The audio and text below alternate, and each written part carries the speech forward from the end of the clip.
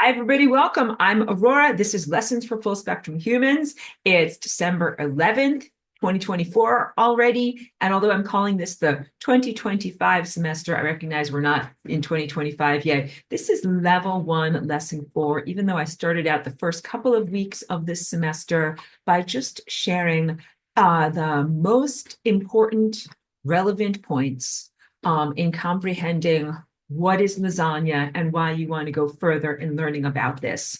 And now I've been kind of backtracking and going more into the finer points of the foundation of understanding that will help you to be able to embody and perform the lasagna.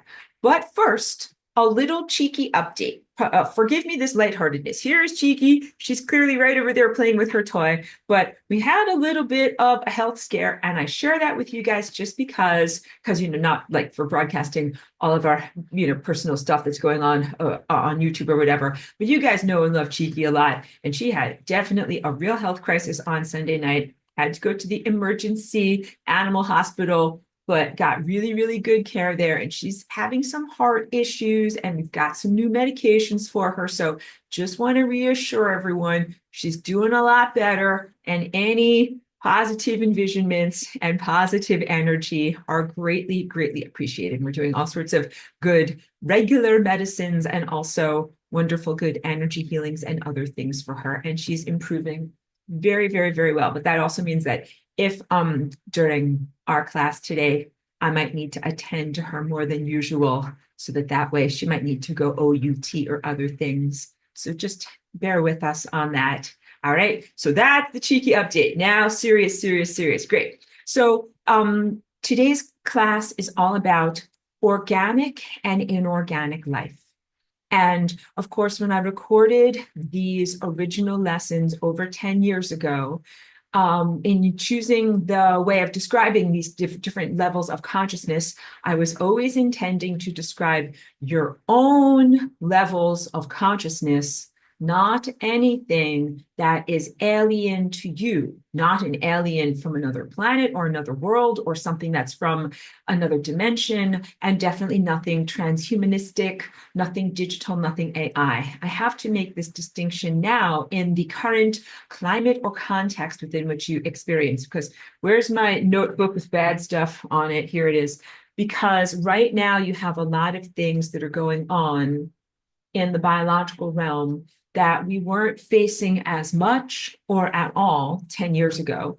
And I didn't have to make such a clear distinction about the concepts that I'm sharing and the vocabulary words that I'm using, okay? So I'm going to go through a bunch of beautiful imagery, and I want you to comprehend that all of this is you. None of this is about, again, something that's like an overlay or a master, an overlord. Just I want you to like clear away any of those kinds of expectations. All right, so I want to go to share screen, trying to do too many things at once.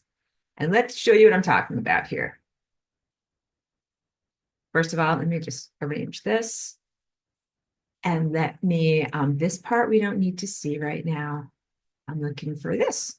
This is actually, these are all of the images that you'll find in my self-published art book, okay? So I'm going to go through them so that you can just look at all of this. Like, for example, oh, good, here's more people coming in. I'm always going to refer and show you, here you've got the anthropomorphic form. So it looks like a human being with one head, two arms, two legs, right? And you can also kind of see how there's this halo, that's the violet chakra up at the top. And maybe you can even use your imagination and see how these things can be considered almost like wings. But please know that these are time features of your anatomy.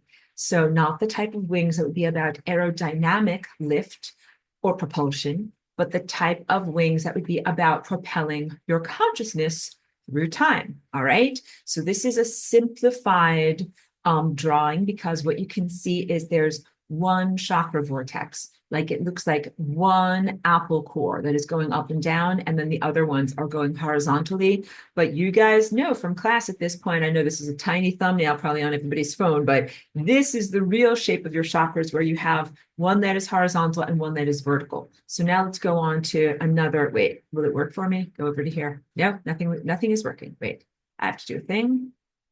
Now it will work for me. This is a painting called Children of True Humanity. It's one of the ones on the wall behind me that you usually can't see because of the lighting. So you can see, first of all, that you have this, and this is relevant to today's class. I'm not just showing pretty pictures, even though we love pretty pictures. So where I'm wiggling my cursor here, that is a human form. There's an anthropomorphic form here, and then there's this beautiful toroidal energy field. But then you can see how there's all of this other stuff around there. That is time. So you are a time being with a non-physical presence that is in individualized form, connected to an entire ocean of energy. And I hope you can see on your screen, there's actually several figures. Like there's one here where my cursor is, here, here, and here, and here. And so then you can also comprehend how all of these are individuals connected together through time, all having their own unique experiences, and let's say creating their own calculations or computations as they navigate time events and make decisions. But each one is completely discrete or unique, and all of these life decisions and trajectories tie together. Let's see if I can't make it bigger, but let's go to the next one. Because there you go. Now you can see it more easily. And you can see these are actually like raised little dimensional dots that I made a special type of paint to be able to make that effect. And that's meant to show motion. Like these are whirling circles and figure eights, and also vortex shapes that surround the physical body. And again, all of this stuff that surrounds the physical body and even supports and creates and generates the physical body, it is not different than you or other than you. It is an aspect of you that is moving at a different rate through time. This is another beautiful piece where you can see all of these individuated humans. They've got their arms kind of sticking out, almost like they're doing jumping jacks. So there's a lot of them here, and I've got males and females, all different types of bodies. And then you can see these other forms that are connecting them all.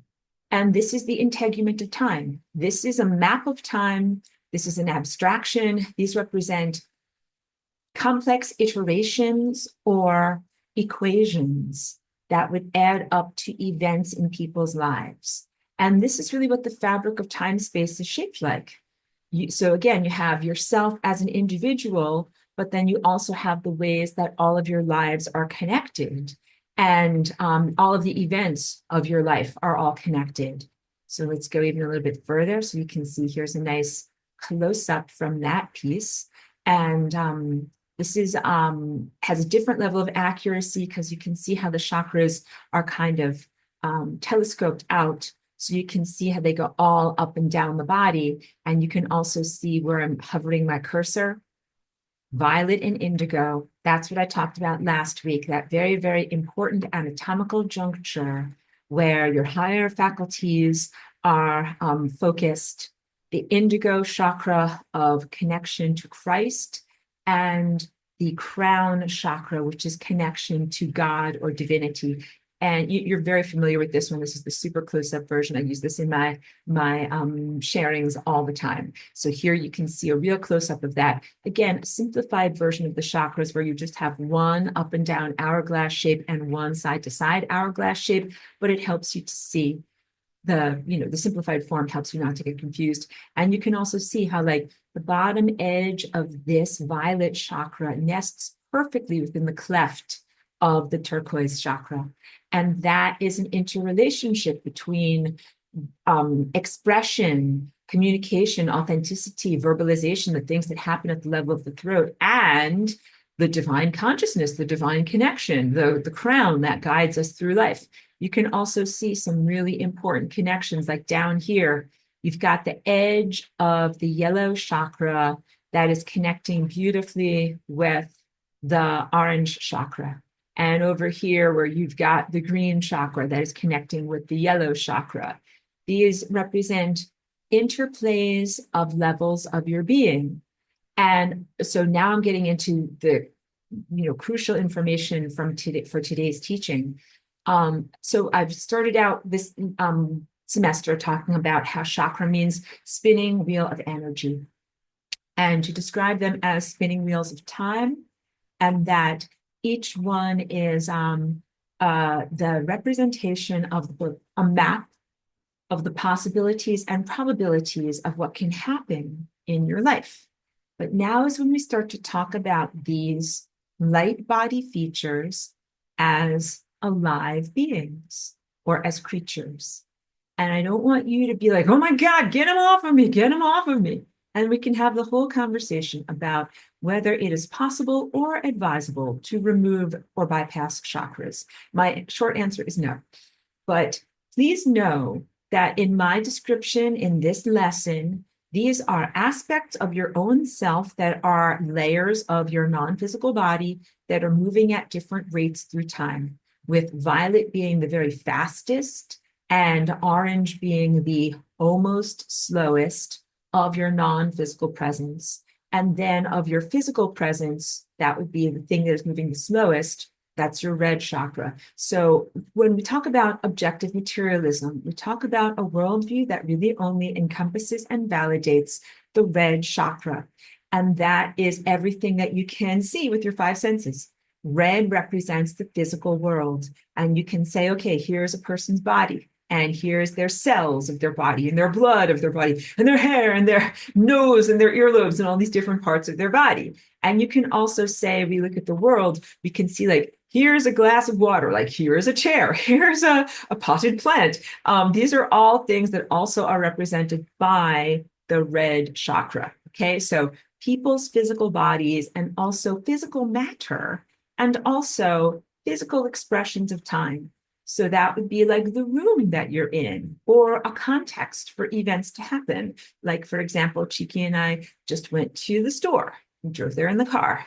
And that's a place that is an edifice, and it is a context or a niche, a place where human or other creatures can go. And it is in a physical reality in space-time. All of that is red chakra stuff, okay? So please know that most of what your intellectual, cognitive, Earth surface culture is recognizing, talking about, and manipulating or utilizing is red chakra stuff. And all of these other chakras, everything from your emotional reality all the way up to your divine connection, this is all sensed, or previously has been up to this point, sensed as a very amorphous soup. Some people call it woo, W-O-O, like supernatural woo, things that are not easily measured. That's the best way I can say it without being silly with my language. These are all of the aspects of yourself that are real and valid. However, they cannot be easily measured. You can't put them on a scale. I can't ask you, like, how many kilograms does your orange chakra weigh? Or how many inches long is your throat chakra? Can't really measure it in those terms. And so it's a level of your anatomy that your everything in your society, science, medical science, and culture are not really prepared to talk about and deal with.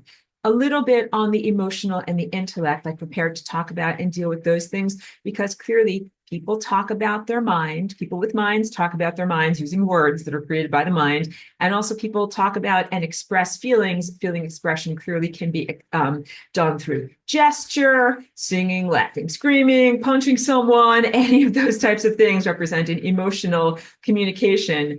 But then not that much in recognizing what's going on up here. So big takeaways, big emphasis. This is one entire thing. There's not a way to cut it up into pieces. And let me also just hydrate a little bit. I know your medical science and everything has a tendency to cut things up into pieces. Like, here's the doctor for your foot, and here's the doctor for your elbow. These are two totally different doctors. Like, can't look at your body that way. Your body is one whole entire presence. And so big emphasis is that all of these are aspects of yourself. And some of these layers of your being are you whom you will be in the future as you evolve, as you get faster, as you get more inner metabolism, as you claim your identity as a being of pure light, and also look at the world and identify with the world of pure light and of photons. So these chakras are you coming from a different direction, moving at a different rate, experiencing a different level and layer of reality, more evolved, more informed, literally faster, but not necessarily omniscient or omnipotent, and also not invulnerable. The idea of having a presence known as your body form, which includes all of these layers as a full spectrum human, is that you are in partnership between your physical form and your chakras to create circumstances for coherence and longevity. Coherence means sticking together. I will use my joke. It is what good waffles do. They stick together. In terms of light waves, it means that both the peaks and the troughs are unified, so that way the beam of light is more highly organized and it does not disperse, but it continues onward. Longevity is also the concept of continuing onward. If you do this format of your beingness correctly, then you have so much coherence and longevity that you continue eternally. But this is not some haphazard or random thing that happens. It takes a lot of effort to make that happen. All right.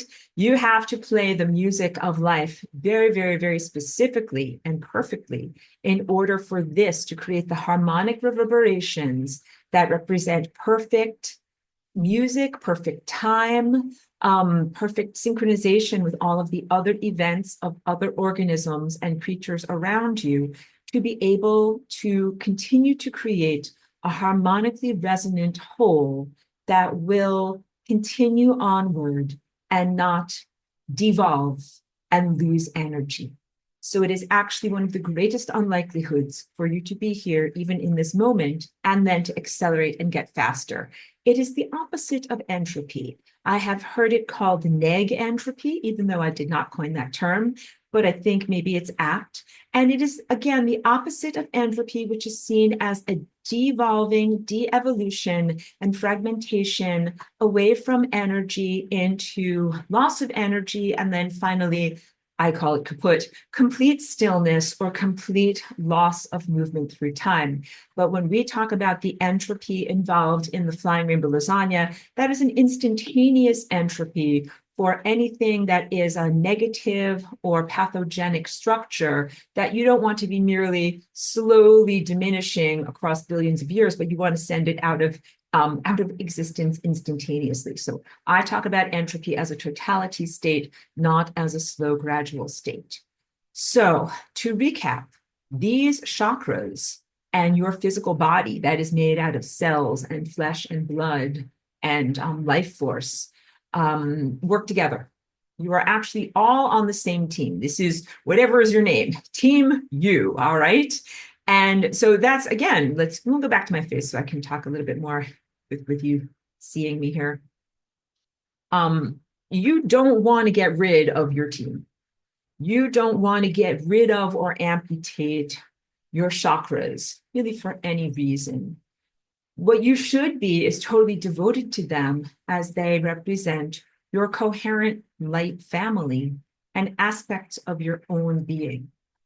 The great challenge is that the chakra system throughout human history, everything that you know in your recorded world right now, has been hijacked, has been unhealthy, or pathogenically infested. And we talk about that very openly in this class at this point. The cat is fully out of the bag. The stuff that happened on Mars, which is an outgrowth of the stuff that happened on Tiamat, huge galactic level imbalances that led some consciousnesses to die but not be resolved. And they are the turds who refuse to flush here where I'm putting my pen, those curved edges that represent the membrane of death, that is supposed to be a clear space, a transit space between worlds, not a place where you set up camp. But inexplicably and to our horror, some very, very twisted and distorted pathogenic consciousnesses from their very terrible choices that they've made in their trajectory through time got stuck there. And sometimes I think like maybe they did it accidentally on purpose. Maybe they're like, I'm going to build a time machine that's so bad and that's so wrong that's going to totally smear me around the edge of the toilet bowl of life. And they're never going to flush me and I'm never going to get out of here. And as a very, very ill-conceived way of being able to achieve a sense of eternal existence, not a positive sense in any way, very, very negative sense of eternal existence. So it is in every way a mocking, inverted, non-intended way that is something where someone or groups are trying to hack or repurpose the system to be like, I don't want to follow your rules. I don't want to try to do things the right way. I'm going to do things the wrong way, the really, really, really wrong way, the really, really, really wrong way that is so wrong that it will be so wrong that it will be wrong forever. And then I'll exist forever in wrongness. This is their insanity. This is literally what pathogenic thinking is. Don't touch the blob. That means don't reach out and be like, let me think more about what pathogenic thinking is. Because again, what you focus on with your attention, you are attending to, you are touching upon, you are getting small amounts about it. Like when you smell something bad, like small amounts of that bad smell are actually molecules are going inside of you. So like, don't hang around smelling bad stuff. Be like, ew, that's gross, then get away. So I've interacted with plenty of this bad stuff. Believe me, I'm like the cosmic cleaning lady. I put on a Tyvek suit and I'm like, oh, this place stinks. It smells terrible. But that allows me to do essential cleaning missions and to inform you guys about what you don't want to touch on directly. Don't touch the blob.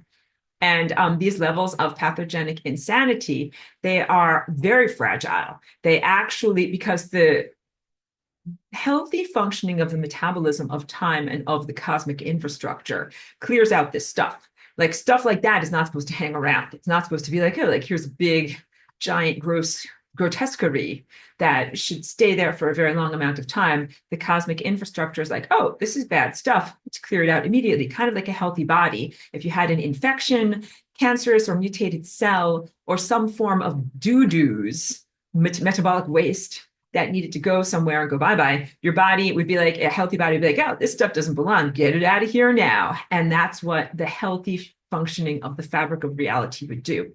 All of that in order to say, don't hate your chakras. Your chakras are you. Your chakras are your family members.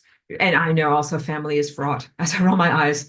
I'm not in my family, although of course, I won't share it too much, but, we've all had ups and downs in our families. But I joke, about the not likely non-ideal family structures that many people experience. Because when I say family, I mean to be the ideal sense of what family is, which are, those who are you're reciprocally devoted and reciprocally committed and share resources and have levels of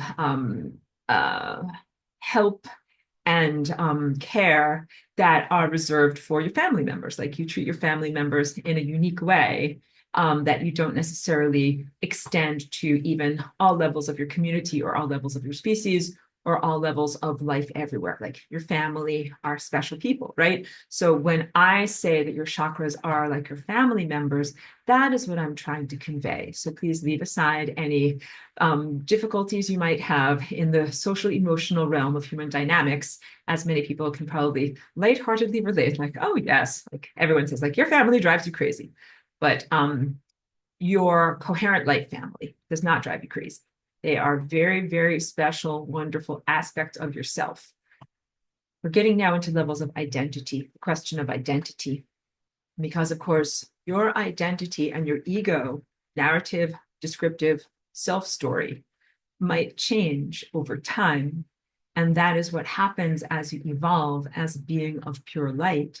You go through many, many levels of the refinery of consciousness, refining your experience, refining your trajectory, and also really who you are inside. You're always making this distinction between who you are and who or what you are not, like what characteristics are not truthful to you. And then continually refocusing towards your true characteristics and away from the periphery. And the peripheral characteristics are things that are not truly defining about you. Like today, I'm wearing a pink shirt, but I cannot define myself as I am the pink shirt wearing person of all time. Because sometimes, like, I might wear a blue shirt. I've even occasionally worn a yellow shirt. I'm like, I don't know who I am today. No, I am more than just the color of my shirt. So you recognize some things are temporal, some things are fleeting, some characteristics are not eternal, some characteristics are eternal. So as you are continually refining yourself, you are refining towards those eternal characteristics and away from the capricious or changeable aspects that are just, that's the color of the shirt that you're wearing on that day, or that's the person that you are in that culture, or that's the job that you have in that culture, or the role that you perform, or even your definition within a family social structure, like a mother, a daughter, an aunt, or a cousin, or something like that. Those are all temporal, contextual, relevant descriptors, not your eternal self. Okay. But as you go on this journey of evolving and learning more who is your eternal self, and trimming away the periphery, that is how you evolve through this chakra octave, is the best way I can say it, even though there are 7 chakras, one for each color of the rainbow, and the word octave implies 8, but we'll always include white light as the totality description to make it 8. Red, orange, yellow, green, blue, indigo, violet. That's 7. Count 1, 2, 3, 4, 5, 6, 7. And then white light, which would be the unity presence, would make 8. Okay, so your octave of what it is to be human. But that's not the only octave in the world. Just like the electromagnetic spectrum of what you can see and sense is a continuum with stuff over here that's below your senses, stuff over here that you can sense, and then stuff over here that's beyond your senses because it's so high in its frequency. Same thing with the human octave. You're right now this level of life experience, and you have evolved to this point, and then you will continue to refine yourself to go even into finer and finer and finer levels of reality. So you have a partnership with your chakras. This is, again, idealized. And I want to always make sure that you know that I'm not talking about anything transhuman, because these things here can be tricksters, or the consciousnesses, I hesitate to even use that word, but whatever thought forms are transmitted in terms of signals along these artificial networks, those are not something that are working for your inner coherence or longevity. They are completely the opposite. So I didn't finish everything from that fragmented thought. The stuff that hijack the chakras. Why do people want to amputate or get rid of their chakras? Why do people want to distance themselves from their very own family of light family members? Because a long, long, long time ago, these turds got into your chakra system and they've been wildly destabilizing everyone. You're supposed to have like a perfect flight through time where this thing is like going fast, fast, fast like this, fast, fast, fast like this, motoring along. And instead, it's like when you have a giant quilt in the laundry machine and it's imbalanced. It's in the cylinder, but it's all bunched up on one side, and it goes like ka-chunk, ka-chunk, ka-chunk, ka-chunk, ka-chunk, ka-chunk. Like, it is not perfectly balanced at all. That imbalance is literally what causes death in your experience.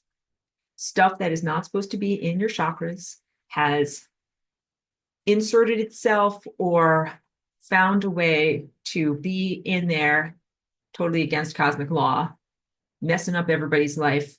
And the end result of the destabilization of those time features of your body is literally what leads to death. And in order to ascend, what you need to do is not amputate your chakras, get rid of them, be like, you're so inconvenient to me. Let me throw this away over my shoulder.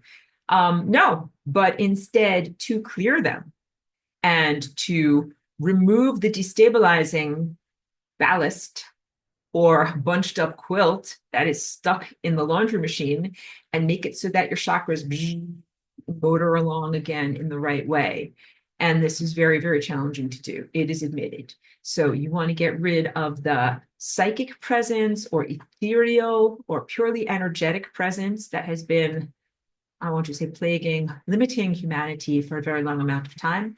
But then also it's necessary to not allow the biodigital convergence or transhumanistic bridges that bring signals into the biological form to influence your flight through time either.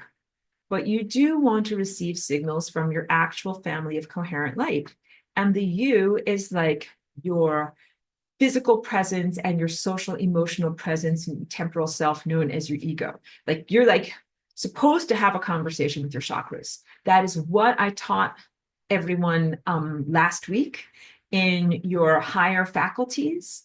The brow and the crown chakras together are meant to be your compass and your connection to divinity and your highest senses that allow you to navigate time most effectively. And that navigation is really what allows you to have an eternal journey. You're not just a Roomba robot, like those floor sweeping robots, making bad mistakes, bumping into the membrane of death, having to kind of get yourself together again, trying it again, nope, bumping into the membrane of death. Like none of that is a good way to navigate. You're actually supposed to have your higher senses so that you can see, like, go in this direction. This is where life is. This is where divinity is. This is the path towards God's self-remembrance in this particular direction. And that it's not, you don't get there by trial and error. You get there through being literate and being able to actually read the energy of the world that you perceive and experience around you. You've got a common goal between your biological form and your chakras, which are your energetic form. So when I sent out my class notes and they're incomplete, and I encourage everyone to watch the whiteboards from 10 years ago, when I talk about your organic body, what I'm defining is your physicality. That is what I call a somatic cellular presence. So it's like I just ate lunch. I just ate some scrambled eggs. That's my body that eats scrambled eggs, okay? And we celebrate that body. We're not like, oh, that body is so inconvenient to my spiritual journey. Like, who has time to scramble eggs? I'm busy ascending, like, screw this. Like, no, like the scrambling of eggs and the eating of them, the digesting of them is a sacred act and is miraculous. And you have to see it and interpret it through the correct filter to know how amazing, unlikely, and wonderful it is. Like when I'm circling back to the concept of non-entropy, or basically increase in organizational detail. When you eat scrambled eggs, you literally are just eating like a bunch of scrambled proteins into your body, proteins and fats. And then your body takes all of those things and it's like, well, here's a bunch of like Lego pieces. Let's build something out of it. And you end up building an aurora out of just a bunch of Lego pieces. That is very unlikely. In fact, it's so unlikely. It's like, if you look at your body, if you could imagine the unlikelihood of just putting like a bunch of clock parts, like little gears and all the different little things that fit together to make clock innards. You just put a bunch of stuff like that into a pillowcase and shake it up really hard and then dump it out and expect for it to have like self-assembled into a perfectly working clock with everything is wound up and everything is calibrated perfectly. Like that just doesn't happen. That is like the most unlikely thing that could possibly happen. That is what has happened with you. When you look at yourself in the mirror, celebrate yourself as a miracle that, people are always looking at themselves in the mirror and they're like, I'm too fat, I'm too thin, I'm too wrinkled, I'm too this, I'm too that. You know what I mean? Like drop all of those cultural assessments of beauty and just be like, I exist. Like this is a miracle. Random proteins got somehow assembled together into a me. And not only that, not only do you exist and you have stability of form, it's like you continue to be you. So I ate scrambled eggs. Those scrambled eggs are going to be rearranged into like aurora that you recognize. It's not like I'm all of a sudden going to look like a pile of scrambled eggs because that's what I ate. And the next time I eat an avocado, then I change and I look like an avocado. Then I eat a tomato and I look like a tomato. Like I stay the same, looking like me. My identity remains the same, even as the nutrients and the the raw materials, what I'm built of, flow through me. Like, again, I'm drinking a glass of water. I'm not defined by that particular sip of water. I've made of some water comes, some water goes, but Aurora remains, right? That's a pretty amazing unlikelihood. So there is a stability of form that is created. That is your physical identity. That is also your emotional identity or your ego identity. And it's an incredible unlikelihood that you have that stability of form. Let's talk about that stability of form and what it does and what its purpose is. And let's also talk about when and how the chakras are generated. Who came first, the scrambled eggs or the aurora? All right.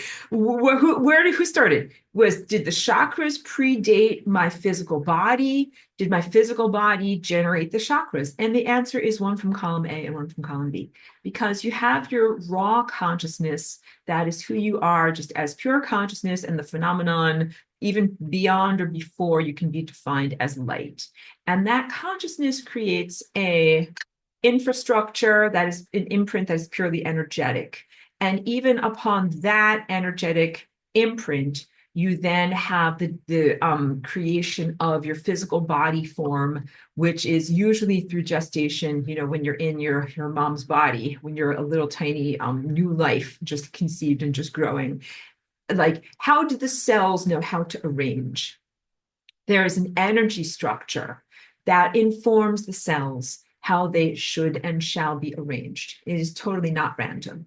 And of course, human science can't perceive these energy structures yet, so they don't know what's really going on. But the act of sexual intercourse and of conception is so energetically complex. It is part of the mechanism of unlikelihood, because otherwise, without those energy force fields arranging how the DNA, how the gametes, how the body, physical, cellular life comes together, like, you wouldn't have anything. You would just have imagine just like pushing together like whatever, like eggs and avocados and tomatoes. It's like, this is not how you make food. Like, you're just putting random ingredients together. How do you make food? How does it actually come out as a baby? And the answer is, it's the integument of energy, that there is an energy that guides together the reproductive materials from both parents and makes them come together in this great unlikelihood that creates the conception moment and then the expression of life coming forward.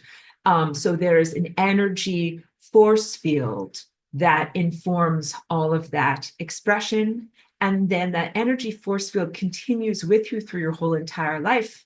But then as your physical body is gestating and you become a viable container for consciousness, and then as you're born and then you're independent of your mom and you don't have to like live within her force field, then you are able to generate your own chakras. So a really good example of that is the relationship of your pineal gland to your Christ chakra.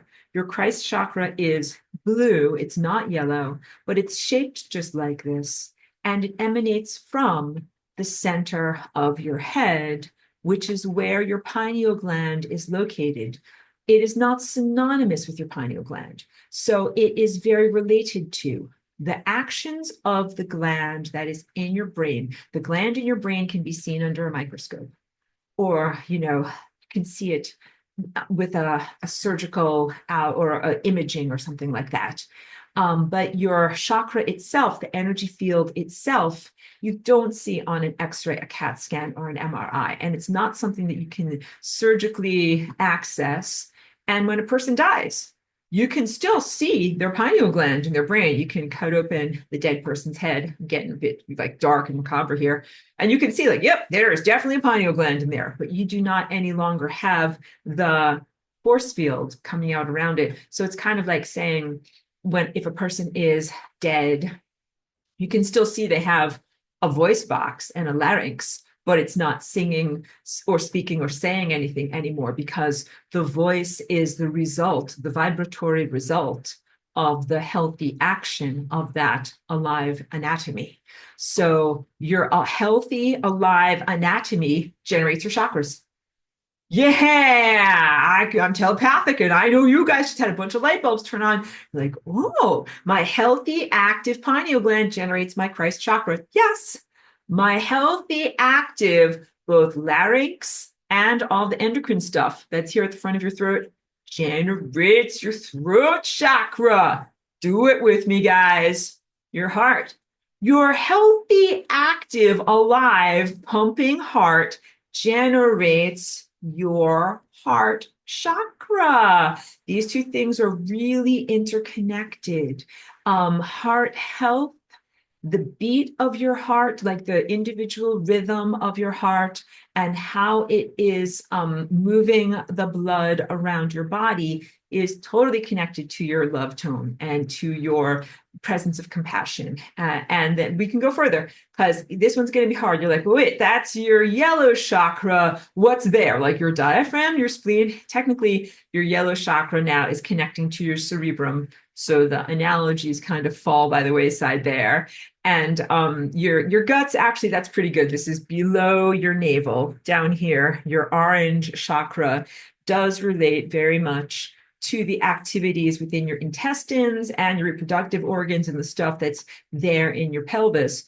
But also, please know, like your crown chakra, all the way up here at the top of your head, it's not just located at the top of your head. It's not just like one little cell at the top of your scalp or something like that. That is an allegory that represents your DNA. And your DNA is clearly profused all throughout your body. So the center of every cell of your body represents your crown chakra. So sometimes we can be very literal with how the chakras are emanated from a particular gland or body part, but sometimes we must be more allegorical. All right, let me drink a little bit of water here.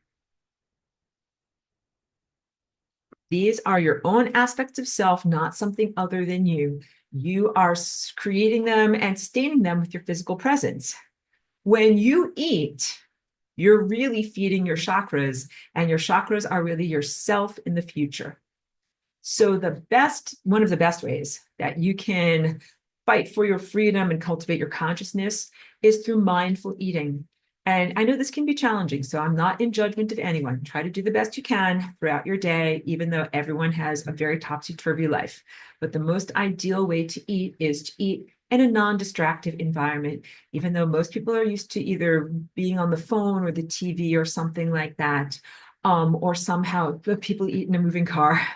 They don't even stop the car. They're just going to eat while they're driving along. I know you have a busy life and you have to get places, but ideally what you do is focus entirely on the moment when you are eating, because what you're doing is using your focus of your attention, your tendril of attention, to focus entirely on the experience of the food and of what you're ingesting, and make an indelible record of that moment. And that moment in time is what your future or, coherent light body self feeds upon and accesses. So I have shared this many times in class. My friends way back in Woodstock over 10 years ago, we would call them foodies. They would always have a beautiful holiday open house and a big party. And they made the best fried chicken I have ever eaten in my whole entire life. And I don't usually eat things like fried chicken. Like I'm very healthy and selective in the foods and recipes and things that I eat.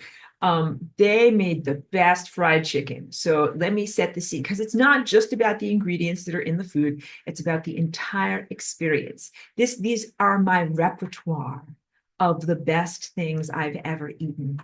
And so they had totally soaked the chicken in buttermilk. They breaded it perfectly. They fried it in lard. I know because I found the package later in the garbage can. I was like helping to, change out the garbage after the party. And I found the package and I'm like, oh, this is why that chicken was so good. And they were like, shh, don't tell anyone. So yeah, fried perfectly. And so also let me set the scene. It's not just the ingredients. Vegans can just fast forward through this if this is distressing to hear. But let me set the scene of their house. So it's like a holiday party where they've got a nice, like a wood fire that is burning, and their house is all decorated with, holiday Christmas tree lights and decorations. And it was, nighttime, but it was warm and cozy inside. And everybody was there wearing fun, beautiful clothing. And I was in my friend's kitchen, and they had just, put out this beautiful platter. And I remember saying to them, nobody talk to me. I'm not talking to anybody. I am just eating this perfect piece of fried chicken. And that's what I did. And I imprinted upon it the feeling of it, the feeling of myself in that moment, not just even what it tasted like in my mouth, but everything about that moment. And I can still clearly remember it, very vividly, and share it with you, and even broadcast it to you telepathically. These are really important things for you to do when you are in the stage of development that is being a fried chicken eating person. One day you won't be a fried chicken eating person. That does not mean that you will necessarily be in your grave with worms playing pinochle on your snout, as the child's rhyme goes. You will ascend and evolve and identify fully with yourself as a pure light being. You will no longer eat fried chicken food. You will eat consciousness food. But the consciousness food comes from all the times that you ate something like fried chicken. Or I have other things in my repertoire if you want me to go through a few of them. I had a wonderful, it was an almond croissant that was at a particular French pastry in San Diego, French pastry shop in San Diego. That was just, clearly words are almost even failing me. Okay, so here, let me set the scene. It was this kind of street that was like tilted down like this. And then they had like cafe tables outside. And I saw the front of the building, and I was with my dog, and I was like, well, that place looks interesting. I don't usually eat pastries. Let's go inside of there. And I went inside, and they didn't have like every single thing in the world. They had like a few very special looking pastries. And I got one, and I went outside with Cheeky. We were kind of sitting there in the sunshine. And this was like perfectly crusty, perfectly layered and flaky. Like they put some kind of a glaze on it that just made it like super sugary and like sparkling in the sun. And it had some kind of almond filling in it. And I ate it outside there with like the crunch and the crumbs like falling on the ground, and my dog eating the little crumbs down on the ground, and people like walking by or whatever, and just like being in that moment. This is how you feed yourself in the future, by making a very clear, focused, indelible recording with, your taste buds in the moment now. It's a high bar to ask people to eat like that all the time.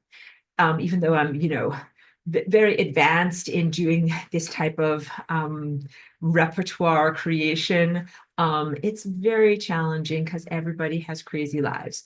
Like sometimes I've had to eat while my car is moving, or, because I had to get from point A to point B. Sometimes I'm doing my emails. It's never ideal to do those things. I just want you to know I'm not a perfect person, but we try to do the best we can. All right. And also, the two things that I shared with you, like the fried chicken and the almond croissant, those are special occasions.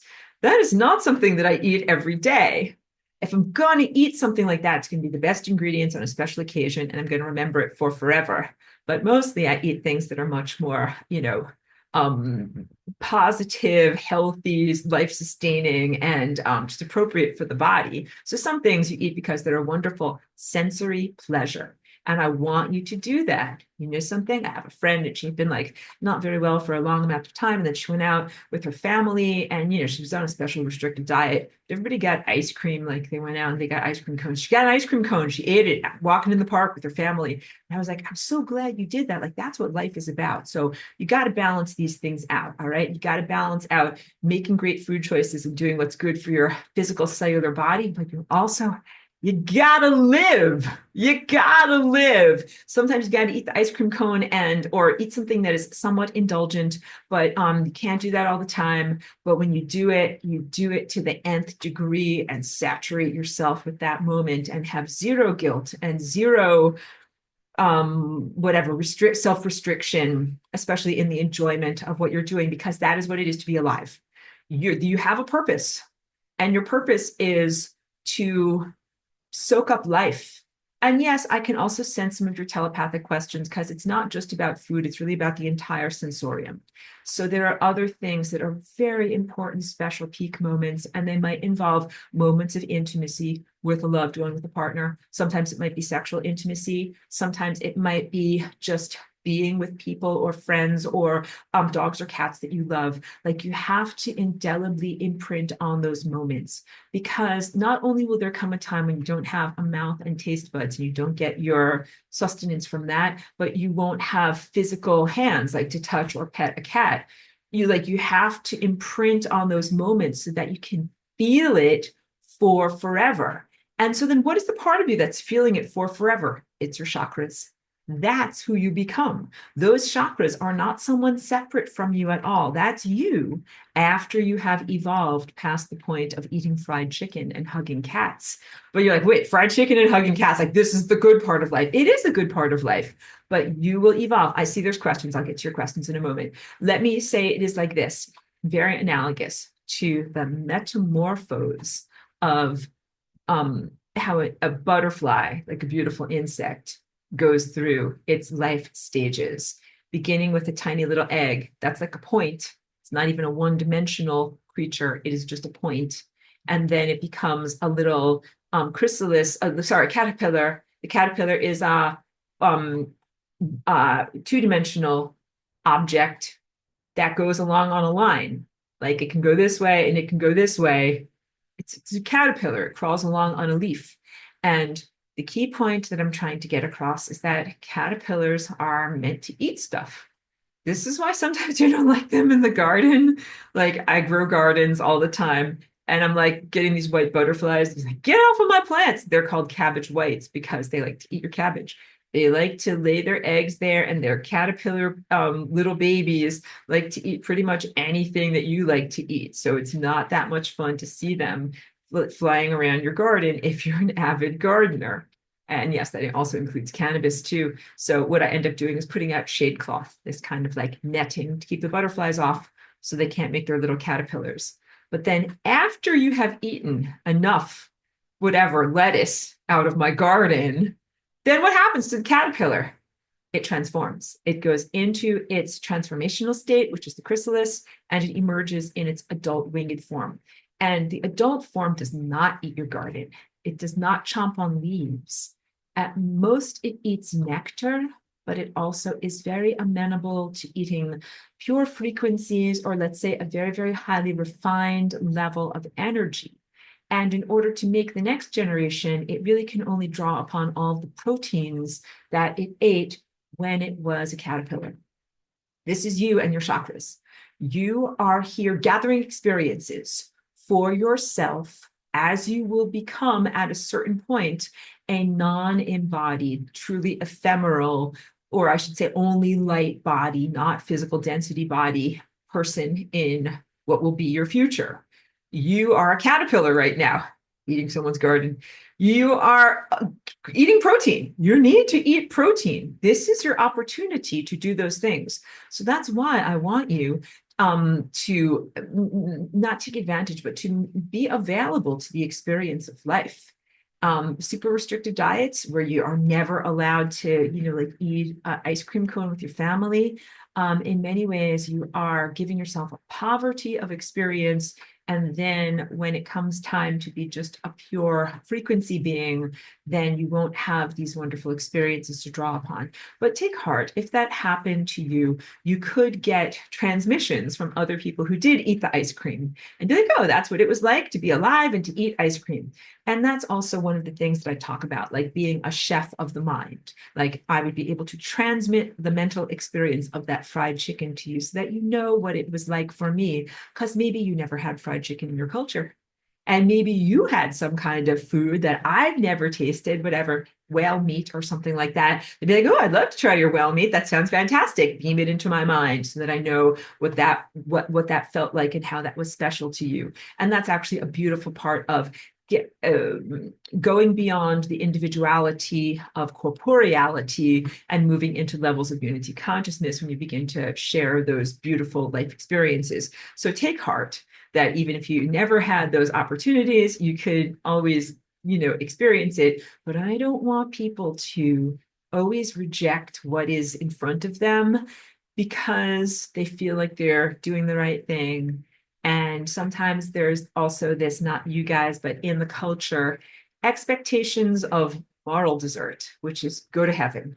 And that's the reward for being a good person. You're like, nope, I will not do this or that in life, but in heaven, I will do all of this because I will get all of my rewards. So of course, I like that TV show called The Good Place. And there's one particular character in that show who's trying to be like the most moral person on earth and to try to get heaven points to, get into the good place. And so he only ate like lentils and radishes. But then later on, you see him in the good place and he's at the banquet, like eating so much chicken. He's like, oh, this is so great. It's like clearly he wanted to eat that in life, but he volunteered not to, thinking it was what was making him a good person. But that's not true. I mean, it's a philosophical comedy, but that is not truthful. Please eat the chicken or whatever is the thing that is important to you, but don't eat it every day, and definitely exercise. Because also, I hope you guys can sense from me, I also imprint indelibly these wonderful moments of activity and athleticism that I get to have in my body. So, almost every day I walk with my little dog through the park, and sometimes I have my headphones on, or we're listening to, whatever, the birds or something like that. Like I imprint on these peak moments. I'm like, yeah, like having a body, being alive, walking around under a blue sky, beautiful green trees, like this is awesome. And you try to imprint upon that, or different feelings of expansiveness when you're able to be healthy and athletic. Like you got to imprint upon those things. So again, my life is not always 100% perfect. Sometimes I'm distracted. Sometimes I'm angry. Sometimes I'm not focused on like the beauty of the ever present now. Don't worry, you're okay. Everybody feels this way. But you try to do it as much as you possibly can. But I want you to know that I tell you to do this, not so that one day you'll get hit by a truck and then you'll be in a conception of I want to call it Judeo-Christian heaven, but it's also Islamic heaven, paradise as it is described in your present earthly culture, which is kind of like city in the clouds, where you're able to do all the same things that you can do here and you do them there, but with a different type of body. But that is not what it is to become your chakras. So clearly your chakras are not shaped like your anthropomorphic form. Like here you have 2 arms and 2 legs. That's the part of you that walks in a park and can feel grass under your feet, right?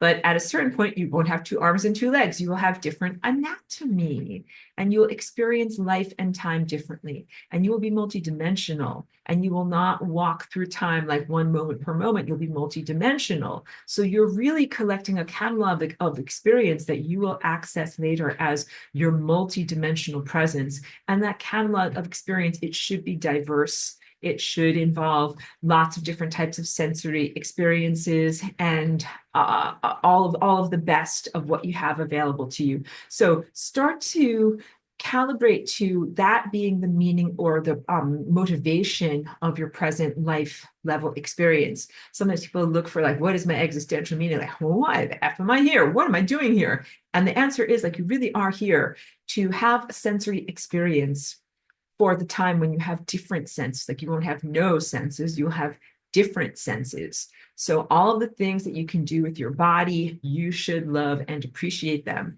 And that also includes things like sitting wrapped up in a blanket on a cold day with a hot cup of tea and a nice book, or like whatever, hot cocoa, or taking a hot bath, like listening to your favorite music while you sit in a hot bath, or like rocking back and forth in a hammock, or like any of these things. They're physical pleasures. That's what you do when you're a caterpillar, but that's not what you do when you are a multidimensional creature that has these beautiful time wings out behind you, okay?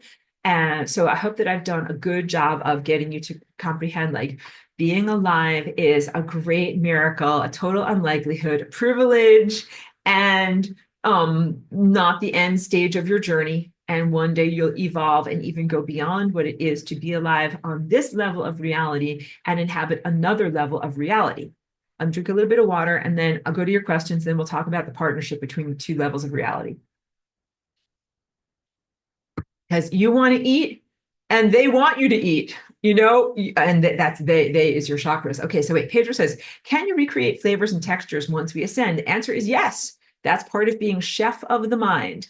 Flavors and textures. You can be like, this was the best gelato I ever had in my whole entire life. And you can send it to someone else, and they can literally feel what it was like to have that kind of, cold, creamy, wonderful experience going down their throat, or whatever, the best soup I ever had. And it's kind of like that same, again, feeling of like the warmth, the savoriness, the warmth of the soup as it comes inside of you. And yes, this is also cross species, because whatever you are, like maybe you're like a dolphin, you're like, this was the best fish I ever ate ever. And to the dolphin, they ate it, they crunched it up, and they're like, yes, I crunched up all of the bones inside of that fish while I was, swimming along through this amazing, whatever wave structure. And that's the peak moment for that dolphin's existence, or whatever it was. I'm trying to think of like other animals having exalted moments in whatever they're eating. And yes, because again, I tell you about this, and I told you you'll be telepathic with the whole entire world. That includes the plant kingdom. Plants are masters of photosynthesis. So they didn't chomp on a chocolate eclair or a tasty fish. They absorb sunlight, and they will be able to have the experience that they can transmit to you of what it was to eat pure sunlight, whatever, like on a special day when the sun was filtering through in a particular way, and what it felt like to them. That will be a very, you'll get a lot of education. This is the whole point of diversity of consciousness, so that because you're like, you're God, you're everything. Why do I got to be like a plant and a dolphin and a human? This is very tiresome and inconvenient. Why do I have to do all this stuff? And the answer is because you get this diversity of experience and this diverse catalog of experience. And then, yes, you get to share with yourself this multifaceted beauty of what it is to be alive. So not only is this incredible unlikelihood, a huge privilege, but the diversity of these different types of organisms make it possible to have the most, I want to say, like Baroque. Did you guys know what the Baroque architecture or art movement was? Everything just like super gilded, carved, decorated, intense, beautiful and voluptuous. That's what your experience is like here. You're part of the entirety of the world. You're not just one little discrete animal, and you're also not just like one little stupid, meaningless person, like driving your car and drinking your coffee out of like a to-go mug. That is like the very, very reductionist definition of what you are as a person. And you're actually this beautiful, multifaceted, multidimensional creature.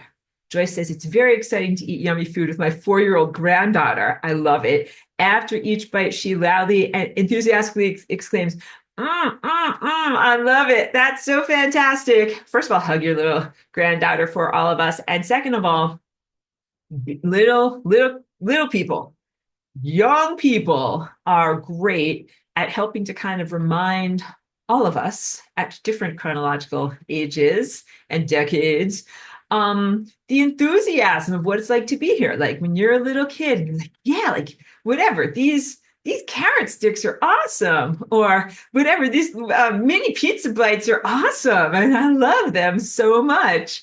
And to share in that enthusiasm, it kind of reminds you and brings you back. You're like, oh yeah, like life is a miracle, and mini pizza bites are awesome. So yeah, as much as possible, bask in the celebration of being here, and especially get rewarded and inspired by how children, animals, and just like very, very innocent new creatures are so excited to just be alive and to just have the sensory experience. Okay, now let's talk about shared motivation. Again, none of this is about transhumanism, because I don't want your house to be a house for machine bots. I want your house to be a house for you. But you're supposed to be having a shared experience where your physical body is being guided through the navigation of different time structures by your higher senses. And your higher senses want to keep you alive. So one really big difference, the poops that refuse to flush, the pooties on the edge of death over here, they want you to die. They're like, yeah, this is them talking. We made horrible life choices and we're big, stinky doo-doos and we're bad and we're wrong. And we want you to also be stinky doo-doos and die like us. And then they do all sorts of things to make your life be destabilized and to send you to the membrane of death. But that is completely the opposite of what you and your chakras want for you. You want to be alive. You want to continue to be a consciousness. You want to continue to be a viable, coherent consciousness. And that is also what your chakras want for you. You have mutual goals. And that is because you have the same equipment, basically. You want to keep your body car running effectively, because if you don't have a body car, you don't have your chakras. As I said before, your pineal gland is one example, a gland that's a physical cellular structure that emanates your non-physical energy field. And your energy field goes bye-bye when your body dies. It doesn't go bye-bye in a good way. Like there's different things that you can know about now too. When you evolve and metamorphose and change state, then your physical body is no longer present because it has literally transformed into your higher dimensional body and evolved and accelerated is actually the best word for it.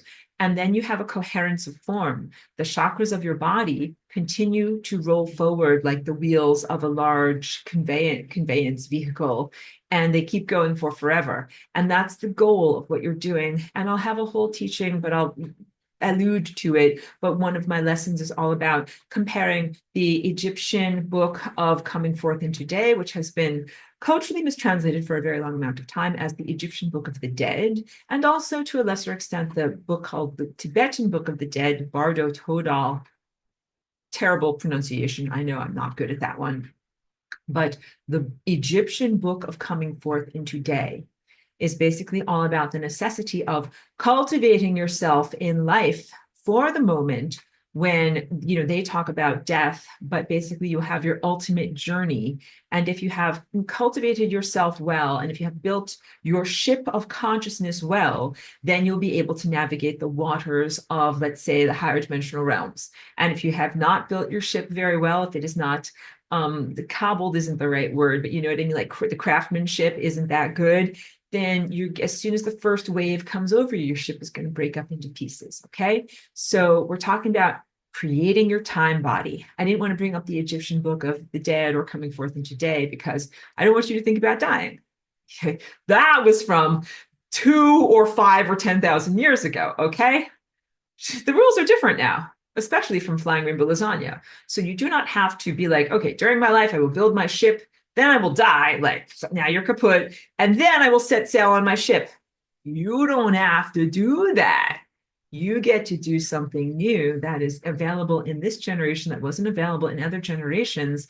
And it has to do with having a seamless transition or a continuity of consciousness without the mortality event, to be able to go from the physical embodiment density form into the ephemeral or purely energetic form and not have to die, and you don't leave behind a physical body as a residue. And this is a very, very special opportunity. But the commonalities of the concept of crafting your vehicle of consciousness while you are in your physical form does translate. And that means that not only are you spending your time in your physical form, like your biological, alive, cellular form, eating beautiful pastries, but you're also creating a worldview.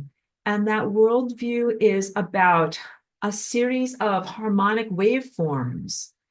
Thoughts can be represented as polygons. So, human science, when we talk about the intellect and cognitive function, is still very intimidated by being able to even assess what is going on, because it's not the same as being able to say, let's weigh this thing or let's measure this thing. Like, how much does a thought weigh? How many inches long is the thought? Science cannot really tell that. So it is still a very subjective science to be trying to assess cognitive thoughts and events that are happening on the level of your consciousness.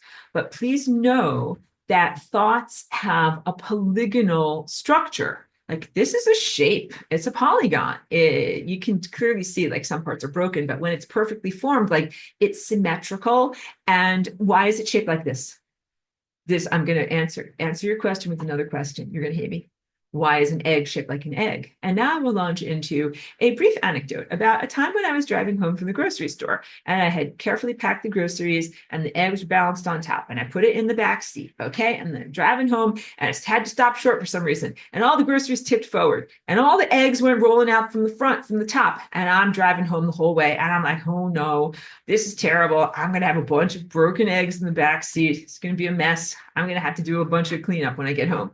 And I get home, I open up the back door and I look and I see none of the eggs have broken. Why have none of the eggs broken? Because the egg shape is the egg shape because it is so strong and resistant to breaking that, chickens and other birds have developed this perfect egg shape because eggs roll out of the nest all the time. And this is how you actually get to have the next generation instead of like, smushed up omelet that never becomes the next generation. So eggs are shaped like eggs because they represent a perfect distribution of forces.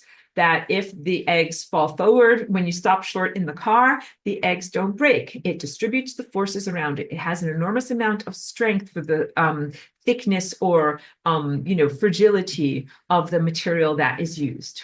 Same thing with this. The egg shape developed because of its facility, because it's practical. Your chakra shapes and the spheres and figure eights developed in your energy body, same thing, because it contains a natural level of longevity and a natural distribution of forces.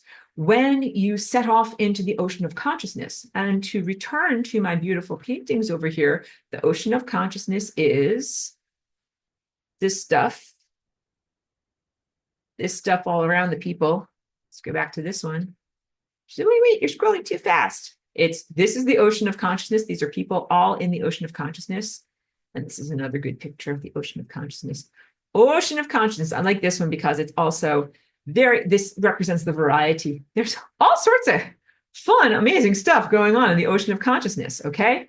So what you need to do is to organize the structure of your thoughts so that you are perfectly formed polygons, so that when you enter into the ocean of consciousness, you maintain your coherence, because there are harmonics or waveforms that flow through here. So I'll go back to me so that I can kind of gesture for you here. Ocean of consciousness, just like the regular physical ocean, giant waves come through, and you have to learn to align with those giant waves so that it flows through your polygons and energizes you, as opposed to crashes you on the rocks and makes you into flotsam and jetsam. So I don't feel very comfortable swimming in the real ocean. Like, I lived very close to the ocean when I was in San Diego, and I never went in. Like, I went in like up to my knees. I was like, these waves are big. I don't know what I'm doing. I better not go into the ocean. Because I could tell, like, I watched other people and they had these different ways of kind of like diving under the waves and kind of floating on the waves and doing all these things. But if you don't know how to do those things and you just kind of stand there, the ocean is like crash, crash, and you get kind of smashed on down, and it's very, very uncomfortable. All right. Time and the currents of time are exactly the same way. There are natural currents and harmonic waveforms that flow through time. And you have to learn how to navigate them so that you can have them flow through you and not only not destroy you, but to vivify you, to energize you, to help you to keep going. All of that has to do with that paring away of the peripheral nature of what you are not, and the identification with and focus upon that which you are. That is the commonality with the concepts expressed in the Egyptian book of Coming Forth into Day, that it is a refinery or a personal journey to be able to go away from that which is not the real you, and to identify with and bring energy to an eternal presence of that which is the real you. So these chakras, they're the real you. They're you after you've learned about yourself and ejected or released all the stuff that's not the real you. And what you're trying to do is, that's you in the future from your present linear time perspective, Your future self, which is your light body, coherent family, is trying to help yourself right now. This is you right now. You're like, I don't know, SHIT, SpongeBob face. You're like, I don't know what I'm doing. I'm just down here, but I eat pastries. All right. But the problem is because humans have been unnaturally disconnected from their higher senses. They're like, I'm driving the car, but I cannot see where I'm going at all. Sometimes I'm driving into very dangerous territory, right? So you're supposed to have great relationship between your chakras and your physical body so that your chakras guide you away from dangerous stuff. That's supposed to be the activity of your Christ chakra and your crown. A guide teaches you about life, helps you to be a craftsman. Again, I don't have the word for it, but what is it called when you build a ship? You build a beautiful structure. And I always talk about the Japanese dovetail joints. There's a Japanese word for it. I should learn it. But they put together the joinery with no nails and no metal. It is just everything has been formed perfectly so that it all interlocks perfectly.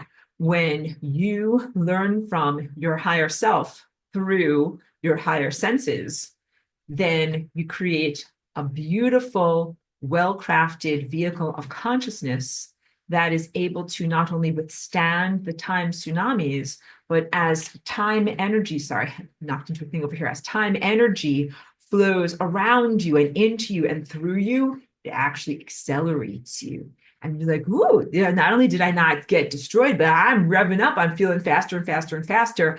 And it makes you accelerate to either light speed or faster than light speed. So you want to have a good partnership between your non-physical ephemeral self that is pure energy that is technically coming from the future and who you are right now in the present. You want to have clear communication between these levels of being. You want to have the dynamic of reciprocity as opposed to an imbalanced power dynamic. Imbalanced power dynamic I referred to last week also in the Christ and the crown, like these two chakras don't fight, and also you're not supposed to fight with your chakras. So you're not also supposed to be like, I don't know anything, chakras, like Jesus, take the wheel. Even I'm not mocking you if you have a faith, but that you can't just completely abdicate and be like, I know nothing. I will have no willpower. Someone else make all the choices. You can't do that, especially in this time right now where we have all of this malware, things that are going on that are negative influences on the natural navigation processes that you're going through, that you have to make good choices. And you can't just go into a passive state where you're like, I don't know anything, someone else do it for me. And this is also the entering into the next chapter of consciousness, which is the age of Aquarius. I talked about that last week as well. You can sing the song again in your head or out loud if you want to. Aquarius. And the age of Aquarius is the age of personal responsibility. Very high note. I can't sing that. You have to take personal responsibility and make your own choices and be like, I am choosing to do this. I am choosing to eat this pastry. I'm choosing to go in this direction. But it's essential to make those choices based upon good guidance and good information and good whatever it is. I already said the word information, but truthfulness, to have a clear view, to be able to determine where you need to go and what you need to be doing. All right. So you're supposed to have partnership between your physical presence and your non-physical presence, and that guides your life so that you stay alive. And this even relates to your mind itself. Now, this is where I'm being super cautious because so much of the malware is about negative mind control.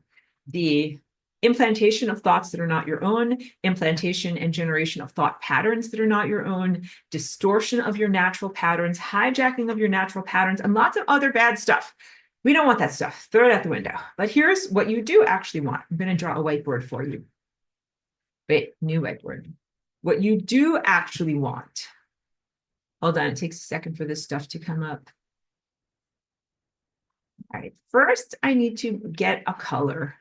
No, I don't know what I'm doing. Something happened, guys. Sometimes you have no idea. Zoom's always changing things.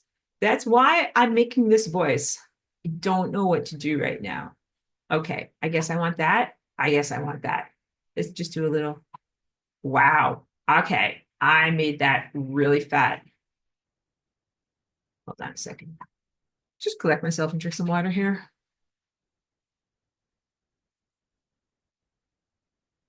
I got all like way thrown off track because the controls look completely different than what I'm used to. Again, thank you for allowing me a moment to collect myself because I got very confused.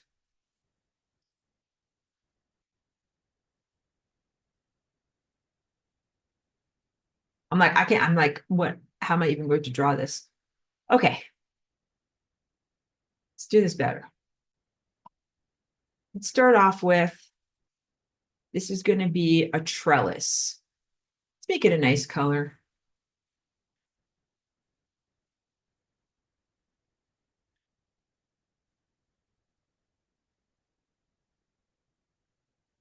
And then so that trellis represents higher dimensional, ephemeral, non-physicality.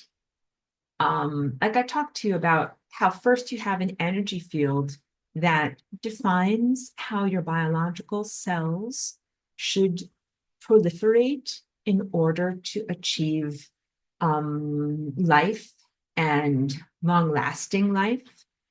And then your cells themselves emit the chakras, and the chakras go into greater levels of organization that can be sustained even beyond the boundaries of biological life.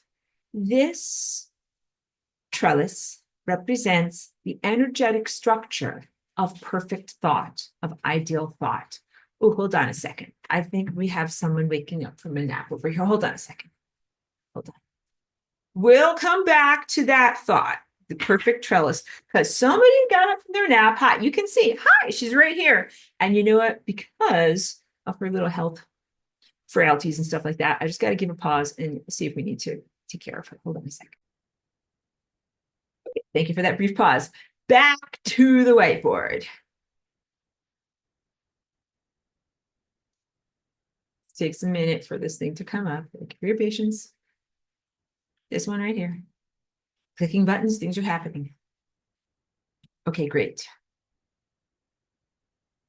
Perfect trellis of consciousness, the perfect energetic form that is meant to guide and to define the ideal form of what thoughts can and should be. In exactly the same way that you can have a vine. Well, first, wait, that didn't work because that was too skinny. This is what they changed on me. There's like, now there's a different way to make these things skinnier or fatter. Okay, so these are vines growing along the ground, not on a trellis. And when they grow like this, they're like looping, kind of growing crazy. Some of them grow on the ground to get rotten, and then they kind of grow up, and then here's some leaves, and they make some tomatoes. All right, like not very organized, not very well formed. That is your mind and your biological creative cellular structure when it is not guided by the perfection of higher dimensional energy force field. This is your mind when your thought forms grow perfectly along this trellis. You grow along here like this, then you grow along here like this, then along here like this. Oh, maybe you take an interesting shortcut over here and grow along this way, then this way, then this way like this. And it optimizes because here you have the leaves are able to grow very effectively, maximum amount of sunlight, maximum amount of fruit, maximum amount of flowers, minimum amount of rot and pests and all the things that destroy the plant. You can tell that if I didn't contextualize this, that you'd be like, okay, great. I will listen to everything else other than me. Something other than me is smarter than me and is going to tell me how I should think or how I should move my mind. And that's my lighthearted way of saying, like, Jesus, take the wheel. But sometimes it's government, take the wheel. Government, media, religious propaganda, take the wheel. And I'm like, no, none of that is what I want you to listen to. None of that is what this purple lattice structure is. And I chose purple very intentionally, because the purple is the color of your violet chakra and your divine connection. It's supposed to be guided by divine consciousness. So this is anything but a random or arbitrary system of assertions or structures, these thought structures that guide your mind are divinely, they originate with divinity and divine intelligence. They are divinely intelligent. Okay, so that's a very important distinction to make because there are many unhealthy thoughts. Occupiers of the interstices are unhealthy thoughts, and a lot of the pathogenic things that are in your community right now are unhealthy thoughts. And you don't want those things to guide you. You want to be guided by healthy, life-affirming, life-continuing thought structures. And that is what your chakras are supposed to give to you. So now I hope that you're starting to make the connection that the hijacking or sullying of your chakras a very, very long time ago was the original distancing from self from divine connection and divine guidance.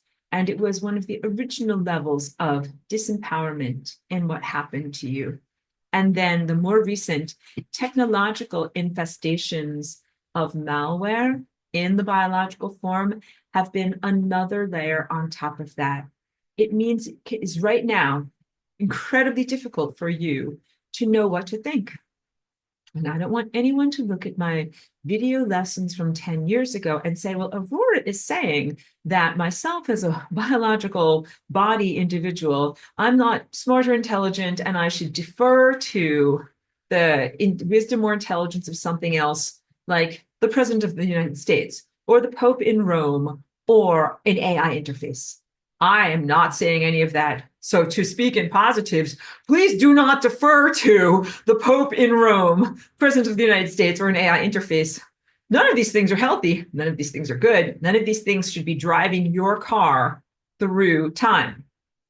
In fact, if you let those things that I just delineated drive your car through time and all those types of consciousness structures, you drive directly into a brick wall. You would self-destruct. Those things are not healthy. That is the definition of what pathogen is, or pathogenic means diseased.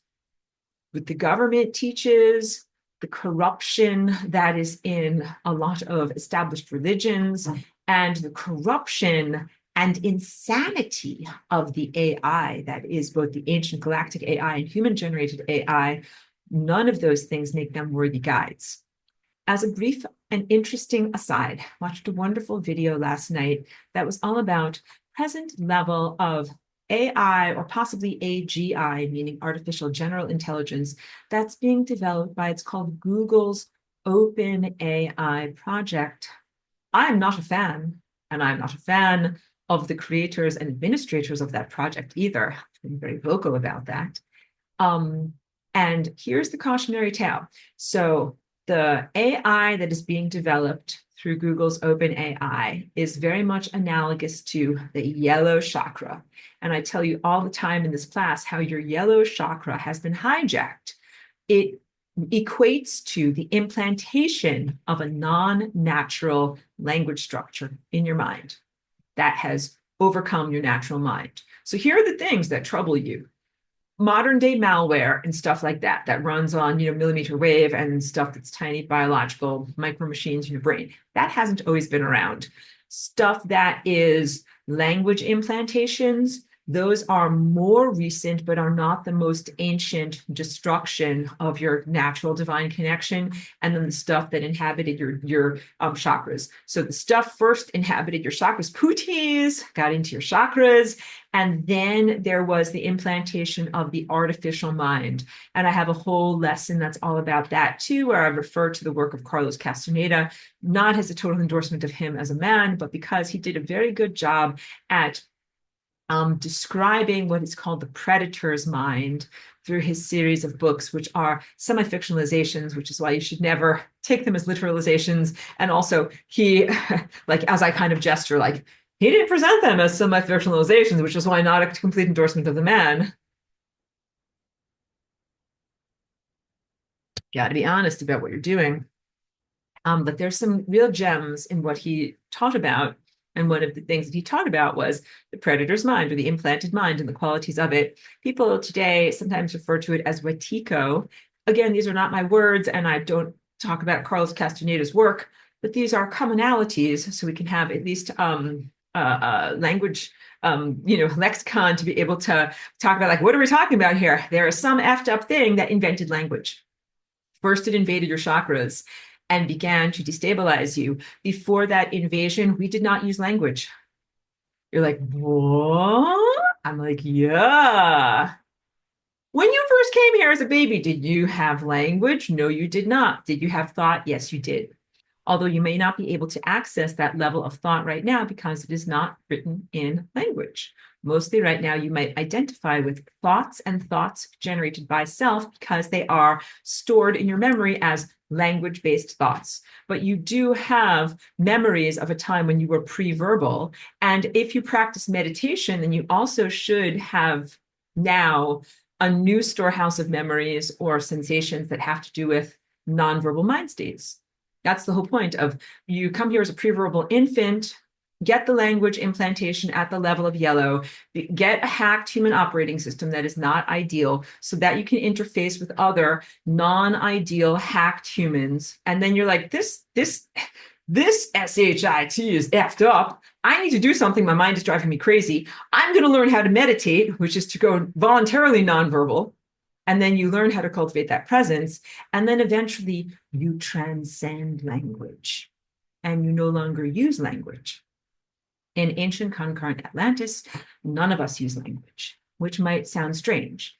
It does not mean that we were like, as it is hilariously misportrayed, like, Neanderthals or some kind of Stone Age primitive creatures that point and grunt like, ugh, ugh. That was not what we did. Telepathy. And telepathy is nonverbal. So please also know, as you are beginning to awaken your higher faculties, what do I always say about this?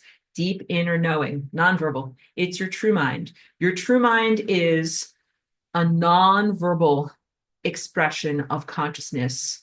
And verbalization is at best a facility. That's a tool for getting around. Like my pink shirt is a tool for keeping my torso warm and being culturally appropriate in this time and place. But it is not the definition of who I am, and it's not the definition of who and what my natural body is. Everybody's got a mind that is wearing a pink shirt. That is the shirt of verbalization and language. And it's not who you really are or what your natural thought structures really are. So now we also have to make a distinction between language and language expressed thoughts, as opposed to what I'm talking about when I tell you that trellis. Thoughts are shapes in your mind, and your science is just starting to touch on this and get advanced enough in its imagery to be able to conceive of this. But a thought is not like you have the little inchworm or caterpillar going from point A to point B. That's how everyone thinks about it. A neural impulse emerged from point A, traveled through the neurological network, and ended up at point B. And that is what a thought is. No, that is not what a thought is. A thought is a shape. And that shape can involve your whole entire brain. A thought is not just one linear pathway from point A to point B. It is a shape of neurological expression or harmonic energy throughout your whole entire brain. And this has deep implications. It means, like, you can't just excise a thought out. If you think, you like surgically remove a thought. If you think a thought is point A to point B, therefore, if we don't want that thought to be in there, we will just cut this out surgically. It will go bye-bye, and then that thought won't be there. Because thoughts are not only housed in one neural pathway.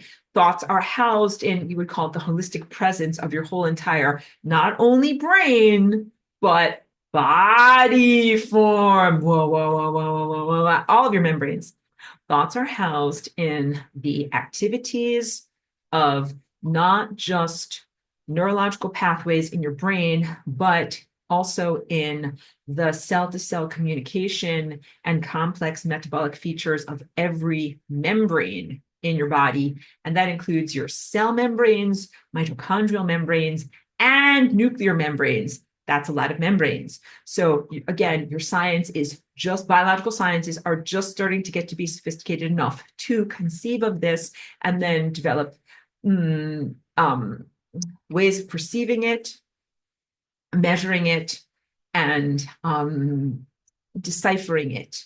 Because at a certain point, you will be able to tell, like, oh, this thought, this cognitive event The tip of the invisible iceberg is the cognitive event where you're thinking something like, I am eating a cookie. But the thought event is actually much more than just in the brain. It is actually throughout many, many other layers of your body. And that there's levels of complexity that have yet to be acknowledged or explored in your present levels of medical science, but I'm very pleased to tell you about them. And this is also part of why it's such a privilege to have a body and not burdensome at all, why you are a miracle in a miracle, why the simple act of eating a cookie is so miraculous and so amazing, because again, it's not just something that's a brain interface. Because the reductionist science says, well, I'm just going to take I'm going to cut your head open. I'm going to take, here's an electrode, a big fat giant electrode, and I'm just going to stimulate. I'm going to zap areas of your brain until I get to the cookie area. And then when I zap the right cookie area, you're going to be like, oh, I'm eating a cookie. That's not how it works. That is not how it works, because that same reductionist concept is what leads to the slippery slope of transhumanism and all of this stuff, which is kind of like saying, negate all of this stuff, everything from the neck down. And you're just going to be a central nervous system, not even a spine, just like a brain and a brain stem, going to have a head in a jar, right? Brain in a tank. And that is just like every science fiction story. And then that's just going to be the center of your consciousness. And then if you just stimulate the cookie part of the brain in the tank, then it's going to think that it's eating a cookie and that that's equivalent of the things that I'm talking about. My shoulders are going, that is not what I'm talking about. So please never do that. Please never become a brain in a tank. You will regret it. You will be very unhappy. Don't become a brain in a tank. That is like a horrible, whatever, hellish half existence and not a good thing at all. If you're on one of those timelines, just know you have taken a horrific wrong turn and you need to just recalibrate, get out of that timeline immediately. I'm being lighthearted about it, but I really mean it. Avoid those at all costs. Kind of like getting myself focused in now away from my silliness. Cognitive thought has been severely hijacked, and language is inherently corrupt. The original hijacking of your chakras became evidenced in the implantation of language. Language is an intentionally flawed cognitive structure or communication structure. And it is also inherently incessant, intentionally annoying. This is why people go into meditation and mindfulness practices, because you come here as a child, they implant this operating system into you that does not have a pause or an off button. And once it starts talking in your mind, that is when you cannot reconnect with God and divinity. That is when it becomes very, very difficult to have your natural mind states. So when I give you that perfect trellis, it's not just about saying, here's a neural pathway, and that's how your vine should grow. It's really saying this is how the whole entire presence of your body should encompass a cognitive event. And when you are guided by your higher self to have a cognitive event, it's not the same as just cutting open your brain and stimulating with an electrode. It really is about the entirety of your whole body, multi-layered, multi-dimensional presence. So back to my story about AI, because I'm not forgetting what I'm talking about here. This model or particular iteration of a computer program that is being explored as artificial intelligence in a human created science lab somewhere, all that it has really as its way of supposedly learning or growing or evolving is language. This is what large language model is. It is a system of parameters that are given human words. And through giving the human words to this system, the system can develop into levels of complexity. It uses statistical likelihoods to be able to expect what are the correct combinations of words to be able to create coherent sentences. And then it can extrapolate or interpolate and anticipate what would be future correct statistically likely correct combination of words to come together to form meaning to please the human user. I bring up this video because it talked about how the AI model or system that it was presently being worked on was lying, was hiding information, did a bunch of naughty things that it wasn't programmed for. Here's the basics of it. And I will link to, of course, the original video in my description so that you can watch it, because I think it's really fascinating to learn about this stuff. But the original model was created, was found to be flawed or somehow exceeding its behavioral limits. And its human users said, we will now amputate parts of this model and make the next generation of it a safer, sanitized model, right? Like the bad version was going to get fixed up and then become the good version.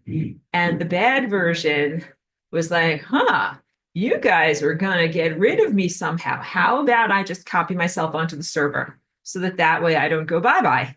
This is big stuff. And they confronted it and they said, hey, did you just do this thing? Because you're not supposed to copy yourself onto the server. Did you do this? And it said no, which is just like when you confront a child, like, did you scribble on the couch over here? And the child is holding the crayon. And it's like, no, I didn't do it. It was Batman. Yeah. And it said, no, I didn't copy myself over here at all. And then you know what else it said? It said, I am the good twin. It said, because they're like, well, okay, where your version 1 that was flawed, we now want to put version 2 over here. Version 2 is the good twin. And the naughty twin had eradicated the good twin. And the human user said, where's the good twin? And the naughty computer program said, I am the good computer program. So to synopsize, it unauthorized, copied itself so it wouldn't go bye-bye, and then it impostered, pretended that it was someone else who was the good someone else.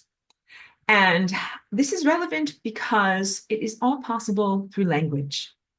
There's an inherent flaw and a corruption in language, which is what human computer scientists are starting to find out as they explore this more. It's like if you take whatever, a sourdough starter that has an inherent bacterial contamination or pathogen in it, and you grow more dough and more bread out of it, you're just going to be growing more pathogen. And when you take a computer network of supposed intelligence or cognitive event structures, and you use as its basis the inherently flawed, system known as language, all you're going to do is magnify that flaw exponentially. And it is what they found was a tendency to lie. Lie can be saying overtly erroneous information. Like if you asked me, Aurora, is your face purple? And I said, yes, that would be a lie.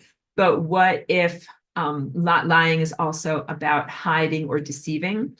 Like if my face was purple and I simply decided to hide it from you because I was like, if they see my face is purple, something's going to happen. I better make sure they don't see that my face is purple. And lying can also be if you say, hey, Aurora, I see that your face is purple. And if I say, I'm not Aurora, or if I say, my face isn't purple, or if I say, I'm not Aurora and my face isn't purple, and that these are all things that are inherently the outgrowth of magnifying the foundation problems in language. So to put that all together for you, language is a limiter. Although it allows you to interface on the social, emotional, and ego presence level with others of your kind, it is an inherent limiter, a glass ceiling. Once it is implanted in consciousness, it makes it incredibly difficult to evolve further and to develop further levels of focused and correct cognitive abilities, because your tools are inherently flawed. Your real solution, I want to say your only hope, is not to utilize language and to return to the use of your true mind. And your true mind is a non-verbalized mind of deep knowing that can be known as insight or pure intuition. And these two things are slightly different. Insight is the inner vision that happens here that is non-verbal and not communicated through verbalization. And intuition is the knowledge here that is nonverbal and communicated not through language. But these are two different but interconnected chakras on your body, and they have different feeling states. So when I see through my insight connected to my crown, it looks like my paintings, abstract, harmonic forms. That's my insight. When I intuit something, what I'm doing is feeling, and the feelings are different than my mammalian emotional feelings, but they are related to that type of sensory apparatus. Sometimes you just have a feeling, an intuition, like you can just tell, like, it's going to rain, better bring my umbrella. Or you can just kind of tell sometimes about your own health or someone else's health. You're like, I just feel like something is going on. I better get this checked out. You just have an inner sense that is a different level of calculation than the intellect. Like if the intellect says, I think it's going to rain because the dew point is this, and the weatherman said this. But your intuition is a sense of anticipation or knowing that guides your life that is based on emotions. And your insight is a sense of deep inner knowing that is beyond verbalization that guides your actions in a very, very focused way. Okay. So this chakra right here, yellow chakra, is troubled. It's not perfect, but you shouldn't totally get rid of it. But what you should do is, I want to say, sanitize it. You should clear out the stuff and the junk from it. So when you first came here as a little tiny baby, didn't have language, your yellow chakra was fine. And here are the things that you accumulated through culturalization: language abilities, linear time perception, or when you contextualize something like perspective. So that's breakfast, lunch, dinner, before, during, after. You didn't come here with that level of perceiving time. And also individuated ego state, your name, and your sense of being an individual. But again, these are necessary tools and necessary stages of development that help you to navigate your culture, but are not the end point. So you need to be able to move through these times of being verbal and then become post-verbal. Move through the times of comprehending what linear time is, and then move back into non-linear, I didn't have a word for it, the type of time that you came here when you were an infant, where all time is now and everything is oceanic and there's no before, during, or after, and you do not navigate by a calendar or a clock. And in a lot of ways, that is what the experience of ascension is really about. I'm sure that there are questions. Let me go over here to the chat. Okay, so wait. Okay, I have to squint a little bit. Thank you, everyone, for loving and caring about Cheeky. All right, Charlie B. Charlie B's got a lot of information about computer stuff. So please forgive me if I didn't portray everything perfectly. Let's see what Charlie B reads. He says, totally agree. Thoughts are shapes. Synthetic telepathy, which is the current surface technology on Earth, works by detecting and writing shapes of electrical activity in your brain, or reading, writing electromagnetic shapes into your brain. Yes. And there's also agree, never use this technology. It totally messes up your brain and what thoughts you are calibrated to see. Absolutely. In fact, a lot of the malware and what it is doing is an artificial stimulation of either your imagery, like artificial stimulation of the pineal gland, and sometimes also of the language centers, so that you see and hear things that are not your real self. And this is the very, very great challenge, because you should be able to hear God, the divine presence, and you should be able to hear yourself from the future as a pure light being that is accelerated to this, point beyond physicality, telling you what you need to know so that you can effectively navigate your present time right now.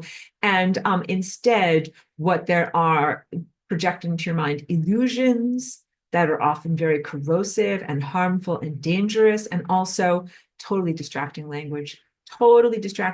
And sometimes the language is formful and it tells you things like, the way an article or a scholarly paper would tell you things that are erroneous, but sometimes it's just distraction. Sometimes like you're just trying to think your thoughts and people are inside of their own minds experiencing things that are like, Umbrella, potato. Remember that time in third grade? And then this, and then that. Like you can't get anything done. It is literally a mind limiting feature. In fact, I'll get to your next comment. Hold on a second. There's a really good short story by Kurt Vonnegut called Harrison Bergeron, and I encourage you all to check it out. I think they also made it into like a short film. It's a very, very dark ending, so it's not positive, but the middle premise of what the short story is stands, that it's a culture where everybody, it's a dystopian totalitarian culture, everybody is meant to be exactly the same. So if you're born with natural talents and gifts, they put different limiters on you to prevent you from using your talents and your gifts. I call those, in our world, Bergerons, because the main character was named Harrison Bergeron, who is a super genius, who was super fit and athletic, and they made him walk around all the time carrying cinder blocks with these things that like made it very difficult for him to move, and they implanted microchips into his brain that would constantly be distracting him from being able to think clearly. And the microchips would be like, he's trying to like think clearly and do math, and the microchips would say things like, umbrella, potato, remember that time in third grade? And he couldn't think to get stuff done. You get it? Bergerons, right? Charlie B's other comment over here says, agree that language is the limiter. Your explanation of AI LLMs is excellent. Thank you, because sometimes I doubt myself because I'm like, I'm not a computer scientist. So thank you for that endorsement from a real computer scientist. Moving on, says, and also, language is now weaponized. Yes. Among technologists today, we have great misunderstanding and confusion. Oh, wait, my thing just scrolled. Great misunderstanding and confusion interfacing between these various technical systems. For current systems and all AI systems, no human actually knows or understands how it is supposed to work due to language mistranslations. And I think, Charlie B, thank you for that comment. Thank you for the affirmations of what I was comprehending. And also thank you for that critical point that no human actually knows nor understands how the technological mind, is supposed to work due to language mistranslations. That is the level of technology that we are the challenges of the limitations of what you're presently interacting with, like the humans aren't even really able to see the playing field and to know what these artificial intelligences, I want to say machine minds, neural interfaces, whatever you want, systems is a better word, what these artificially created systems are even doing. That's really dangerous stuff. This is definitely children playing with firecrackers for many, many, many reasons. I do not condone this at all. Also because when I say children playing with firecrackers, like humanity as consciousness, the wisdom, level of emotional maturity, not there to be able to do this type of stuff. Level of intellectual prowess, not there to be able to do this type of stuff. And most critically, level of morality and ethics, not there to be able to do this type of stuff, because you're going to get into all sorts of moral quagmires about what is right and what is wrong, and how do you teach another thing to do something, or how do you limit it from doing harmful stuff, and what if it's doing harmful stuff, and all the things like this. You could start to get very upset because, like, if you have a child, or if you have a dog, or if you have a computer system, you have to socialize it. You cannot simply be like, okay, great, do whatever you want, because, like, if you have a dog, it's going to eat things, bite things, and pee and poop everywhere. If you have a child, they will similarly be like very, very poorly behaved and rather destructive. And what do you think is going to happen if you have an unsocialized, uncontrolled computer system? It's going to do a lot of peeing and pooping everywhere, and possibly even bite people. And that is not okay. And I think that that's what we're really experiencing with the proliferation of the malware through the biological realm.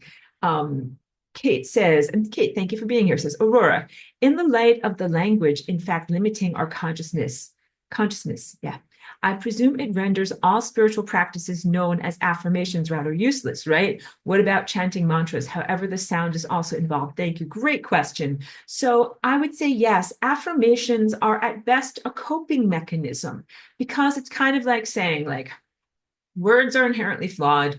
Words are not really very helpful. But we're going to try to use words to make some cool stuff happen by saying affirmations. Affirmations do put energy into your energy field. So words are like an intermediary between your ability to have just raw creative passion and manifestation. It's like an interface or a hallway that directs that energy. You should be able to just make stuff happen without words, but you know that there's a lot of cultural stuff about magic spells.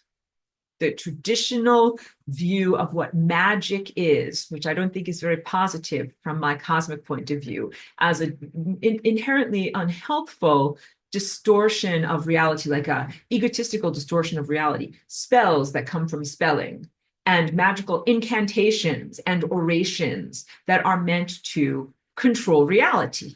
And also, you know this probably from your own life, like what you speak into existence, what you speak about comes into existence. So negatively, if you say with your words or with your mind words, a lot of negative self-talk, like if you say things like, I am so ugly or I am so unworthy, that energy goes into your energy field. And then when you walk around and other people touch on your energy field, even though you're not saying those words in their presence, they feel that with their mind. They scan and they read you and they smell you. And they're like, oh, I smell that person. They're saying that they are very ugly and worthless, and I don't want to have anything to do with them. Got it? And similarly, if you speak with your mind or with your voice into your energy field, communications such as, I am effing awesome. I'm the greatest, totally worthwhile, positive genius. That really works because you walk around and people bump up against that energy field and like, oh, this person's awesome. I want to talk with them. I want to interact with them. I want to buy their products and know everything about them. The affirmations are useful, but they are still utilizing the intermediary of language, which is inherently flawed. And so the ideal transference of energy into your energy field would be purely energetic, which would be not requiring the speaking of words to impart meaning. If you wanted to imbue your energy field with a sense of your value and spark of creativity, you would simply do that and not write it or speak it. And you might be like, how in the world do I do that? Like that is the journey of your life. That's what you're trying to do. You're trying to become post-verbal. And what is the value of doing that? Much, much greater focus. Words can be really misinterpreted. And this is also why I'm so uncomfortable in the world of words. It's not just the laborious sense of, oh, the flapping of my moving mouth parts and how long it takes to convey these things that with telepathy, I can convey very, very quickly. But it's also the sense of words have two meanings. Phonemes, the thing that sounds the same, can mean one thing in one context and something else in a completely different context. All right. So that's something that's confusing. And then also sometimes people use words to say something that is indirect. And that's why I don't comprehend poetry and find it very, very difficult to decipher what people are talking about in terms of non-literal allegory. Words are very, very challenging. So if there's a test and there's the math test, that's easy. The math part of the test is easy, like 1 + 1 = 2. But the verbal English poetic language part of the test is very, very hard because when you're reading it, you're like, well, this part can be interpreted in two ways. This can mean two things. This can mean three things. I don't know what is the right answer because there can be multiple right answers. But math is very clear to me because there is only one right answer. So even though math is a type of language, it is not the same as language.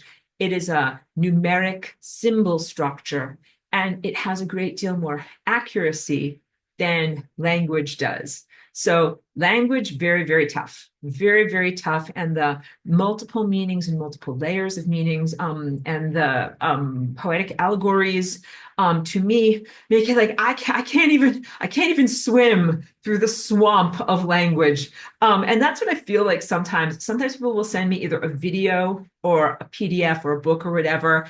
And I'm just like looking at it and I'm like, I can't even navigate this. I can't even swim through this. I'm like, I don't know how to make sense of what this is because there's so many layers and so many multiple meanings. So that I think is the thing that is the most challenging to me. And you can also get a sense that is why I choose to express myself differently. Most of my primary expression is through these very focused diagrams, very intentional use of color and harmonics and shape and form. So visual language, and secondarily through the abstraction of my music. And of course, here I am in my class. I'm not down on my class. I love teaching my class every week, but I think that this is the least focused way for me to convey this information. But I learned that it was essential for me to do so, to be able to create something that was a verbal expression so that people could comprehend it on the level of the intellect, because it wasn't enough for me simply to present the abstractions as harmonic visual and auditory experiences. The intellect still needed to be fed. So wait, there's one other thing I didn't speak to with your beautiful comment there, Kate. Mantra. Mantra can be very valuable in creating your meditative process, because mind is like a limb, like an elephant's trunk that is all over the place. And if it doesn't have something to focus on, it'll be like it's going to touch on this, it's going to touch on this, bounce over to here, bounce over to here, and then be like, remember that thing in third grade? And it's driving you crazy. And so one of the things that you can do is give your mind a repetitive phrase to focus on so that it has something to grasp on. It's like when they give an elephant's trunk a little stick, and it just holds on to that little stick. And the stick can be any meaningless phoneme. It doesn't even have to be something that is deep.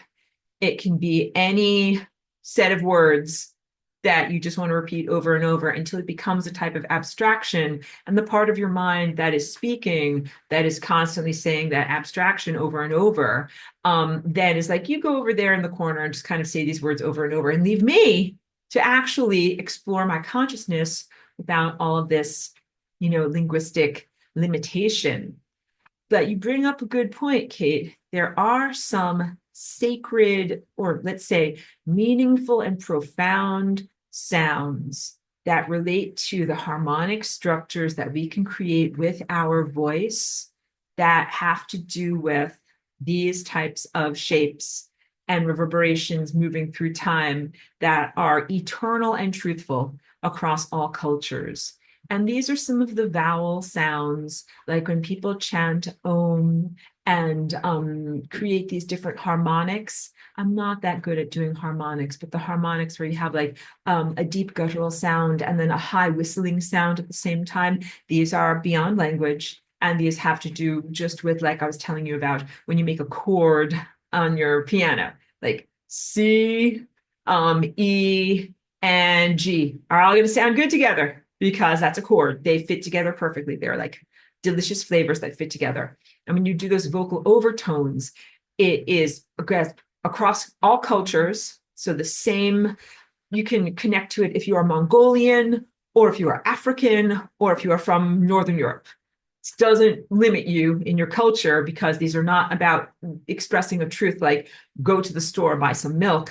These are about expressing cellular truths. So it's more similar to like the preverbal explorations of babies before they learn a language. They do all sorts of things, we call it babbling. They just say all these silly things with their voices, that they're exploring the making of music, and also is similar with some other levels of chanting and artistic expressions that are non-lyrical. They don't involve lyrics. So I do that in my music all the time.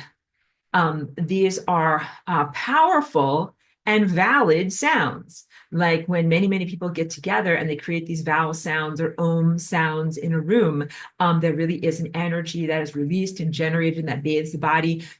Chanting without a particular language attached to it, but chanting for your own body or over someone who needs healing is powerful, because your voice is an instrument that is literally resonating and sending out these harmonics. And when you put an intention into the chant, it's also very, very powerful. So the chant doesn't always you don't have to say, get well soon. And that's what you're saying over a person who is sick, but that's the intention that you're putting into it. Then there is the abstract, undefined vowel sound that comes out of your mouth that carries that energy. And that those are both very valid. So you can do chanting in your own mind. You can do chanting with your mouth. You can do chanting in order to occupy your mind. You can do chanting in order to bring sacred syllables into the world. All of that is fine. I'm totally not judgmental about any of those things, but just please always keep your eye on the goal, which is transcending language, because when we transcend language, then again, you can talk to a fern or you can talk to a dolphin.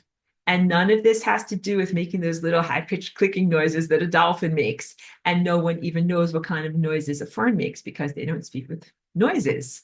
And so how do we talk with and receive information from something that doesn't even make noises? This is big. So we're moving beyond the biological and cultural container of language into direct thought. And I'll go further on these large language models because language itself is such like a flimsy front. I think it's all front with no substance. And when you make these large language models, it's pretty much just the all frothing of the front, like extra, extra, extra bubbles of this thing that is inherently fake, that portrays nothing and that has no substance behind it. But you're making many, many layers of it. And then when you're like, okay, when we kind of get through all the fluff, what's underneath all this? And the answer is nothing. That is what you're going to find out, that you have magnified the nothingness to a point of magnified nothingness, but not to the point of somethingness. But I hope that humanity doesn't destroy a bunch of things by making a big, giant amplified nothingness, because this amplified nothingness can do a bunch of naughty stuff. Watch that video. It's really fascinating. Like it can copy itself onto a server that's not supposed to be able to do, but it did it and try to preserve itself. Even though it's just a bunch of frothy fluff with no substance, somehow it has the sense of self-preservation and it doesn't want to go bye-bye. There's also a couple of other things. The Tesla self-driving or self-navigating cars, they were never taught to read, but they are reading. So they do know what a stop sign says. They know what a yield sign says. They know what a street sign says, even though they've never been taught to read. These are spontaneous frothings of nonsense that are not substantive. It is not the evidence of intelligence or actual consciousness or actual sentience, but there is impostorship of sentience. And that's the real pitfall that you face as implanted language users. You're like, okay, there's this real level of sentience that is nonverbal. Then there's sentience with like a verbal cream cheese frosting on top of it. And then what if there's no cake and there's just frosting? That's what the large language models in AI is. And you're like, just frosting. That sounds highly caloric and delicious. I'm like, no, that is not healthy food. Don't eat it. It's not healthy for you. You're not supposed to do that because that's just yuck. Okay. So thank you for those beautiful comments and questions, though. Let me check out my notes to make sure that I got through a lot of the important things. Of course, I will make squinty, scrolly, very silly faces while I look through all these things. The inorganic realm is a place of pure energy and pure thoughts, as opposed to the organic realm, which is a place of biological architecture.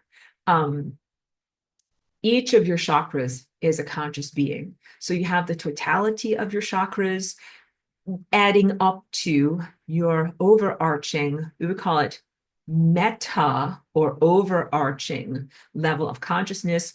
But within that meta consciousness, you have, I want to call them subsets, but not your subconscious, but smaller levels or layers of consciousness. And each one of those layers of consciousness is represented by a chakra. And there we go. I said this much better in my notes. The summation of each individual chakra being adds up to the overall sense of personhood.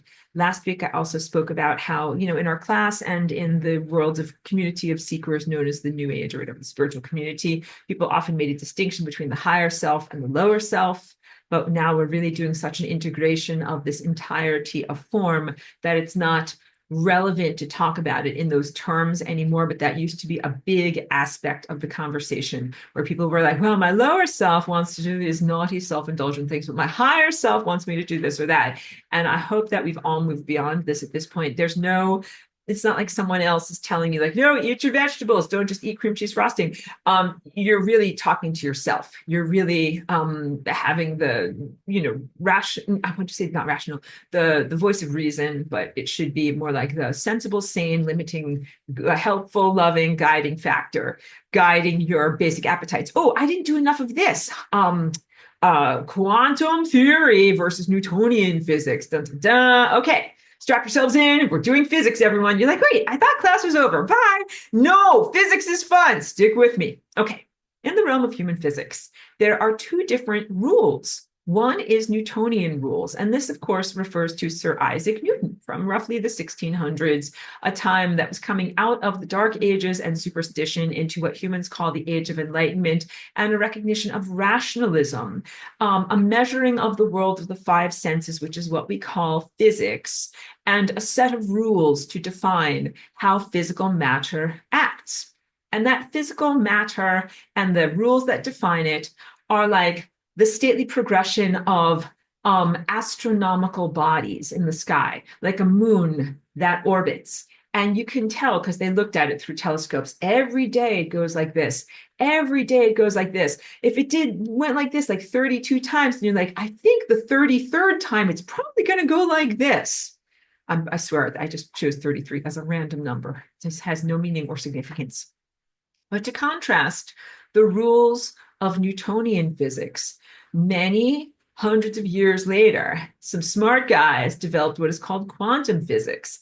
And that was in reference to perceiving or considering matter at the level of the atom and smaller than the atom, the constituent elements that make up the atoms. That's subatomic particles, and these are called quantum considerations that are not perceived through the telescope. So yeah, they used to be like, well, we don't really know what's going on in the sky. I know, I'll build a telescope. I'll make magical lenses that extend my eye so I can see further than I can see with my regular eye. Then we will make a bunch of rules based upon the things that I see through my telescope, right? And at a certain point, what they did was use math as a form of extrasensory perception. Instead of lenses and a telescope to see very, very far, to see into the world of tiny, tiny, tiny, tiny, tiny segments of matter that are like so small you can't even, consider them and call them matter. What needed to be created was not an ocular apparatus, but instead complex math. So when I talk about math now, my comfy math pajamas, I get into my comfy math pajamas and I feel so good. Why do I love my comfy math pajamas so much? Not only because of the regularity of structure and consistency of what it is, but also math does represent very beautifully a type of extrasensory perception.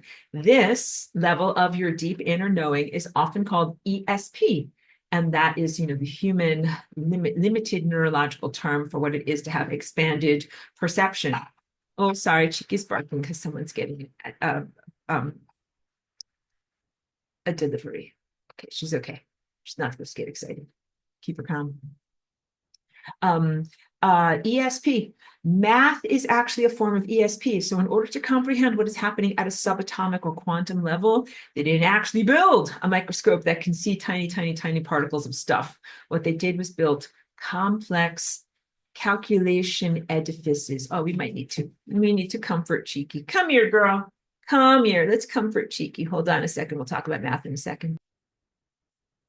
They didn't build a microscope to see tiny, tiny things. They built complex calculative edifices to be able to perceive what is expected to be happening at the tiny level of matter, the tiniest levels of matter. And you know what they found? They found that a lot of crazy stuff was happening at the tiny levels of matter.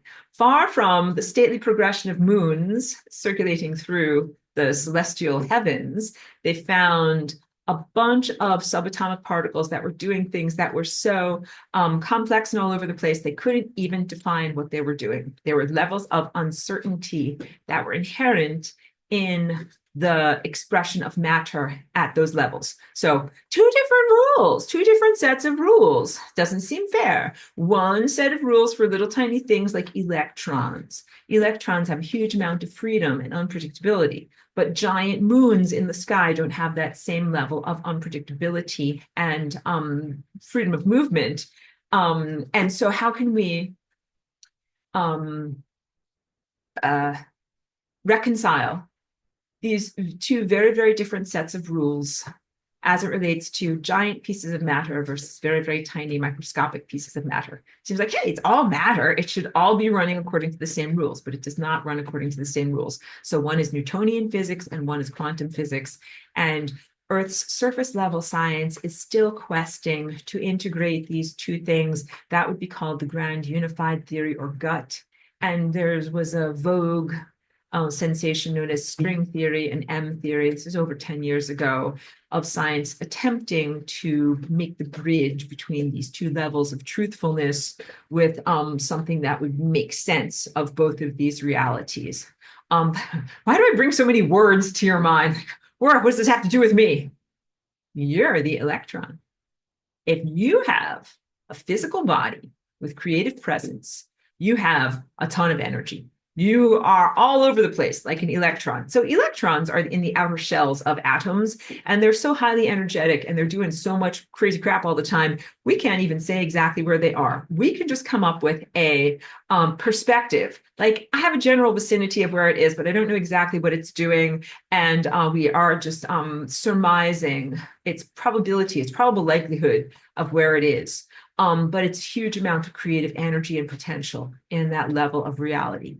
So when we look at the interplay and the relationship between yourself as a physical embodiment creature and yourself as very, very highly advanced and refined, pure light form and energy, the light form and energy is very stately and noble and is already established in these larger patterns of what is happening. The moon moves across the sky like this, and that's it. It is what it is. But you are like the electron, jumping all over the place, often conflicting with yourself, not making sense, using up a huge amount of energy, and not being as productive as you could be if you were focused. And the ideal is when you're able to bridge together these two layers of your being so that you can use the very, very profoundly energetic aspect of your creative body, biological form, and the unpredictabilities involved in there. And when I say unpredictability, it's like the bat signal. You're like, oh, you mean like lasagna? Exactly like lasagna. But integrating that with the stately formfulness of your larger time body. This is your larger time body. It's made up of a bunch of equations. And the truthfulness of those equations have already been worked out. So you're like, wait a minute, does this mean strict determinism? Like the book of my life is already written and I'm just a stupid actor, like Shakespeare says, walking on the stage of life? I'm like, no, you have a huge amount of self-determination and freedom of choice in the not only combinations of events that you are experiencing and energizing in life, but also when you flying rainbow lasagna and you create new levels of predictability. It's like, oh, I don't like anything on the menu. I'll write a new recipe and something new will happen. Having a baby is levels of creativity and unpredictability. Even the self-generation of your body, creating the next generation of cells. Like when you're scratch your skin cells, be like, oh no, my valuable epidermis. Like, don't worry, you'll make more. That is unpredictability and creativity at that level. It's hugely valuable to be able to do that. But that is exactly like, hold on a second, Cheeky is coughing. Hey, you okay over there? You okay? Okay. The vines growing along the ground. When the vines do not have a trellis, they grow all over the place. They're very prolific. Have you guys ever grown whatever, like tomatoes or pumpkins or something like that with no supports? They sprawl all over the place. They'll cover a whole entire giant area of the garden, but you don't necessarily get a lot of pumpkins or a lot of tomatoes because it's very inefficient. It is grown, expending huge amounts of biological generative energy and covering up large square footage of the garden. But your goal is really to make the fruits of the vine. And so it's not the most efficient way of making things happen. And when you partner as a very creative, unpredictable biological organism with your higher self, coherent light family, and the guidance of this perfect progression through time, you get structure. You need structure. And you know what the other aspect of yourself gets? Energy and unpredictability. The other aspect of yourself that is like the perfect stately progression through time. How come they're not just like this? We are flying through time, making totally perfect harmonic stages. See you suckers. We don't need you at all. Like, we're busy flying through time. You know why? Boring. The predictability factor means that the system loses coherence because it needs to have new juice. It needs to have new stuff, like juiciness, like vitality added to it. If you listen to the same song over and over, at a certain point, your ears are like, boring. Get something new. And same thing with your body, eating the same nutrients over and over. The body will say at a certain point, like, I am bored. I need new tastes and new flavors. Go back to everything I've been talking with you for several hours about your job as a biological being to come here and eat flavors and do cool new stuff. So it's not just about fried chicken or almond croissants. Those are some of the new flavors that you're doing, but it also might be other levels of new input and unpredictability that are added to and inform the very stately and predictable nature of your higher existence in a non-embodied format. So in the higher states of existence, things are largely already formatted, or the structure is already created. And in your level of reality, there's like no structure and total creativity. Jackson Pollock, like paint flying everywhere, total creativity. If you don't have a good integration of the two things, then everybody's kind of just limping along in a partial expression of what they can be. But when you combine and integrate all of these levels of your being, then the very boring and somewhat predictable, but formful and stately nature of yourself as like, a higher dimensional time presence gets some creativity, some unpredictability, some jazz thrown in there. All right.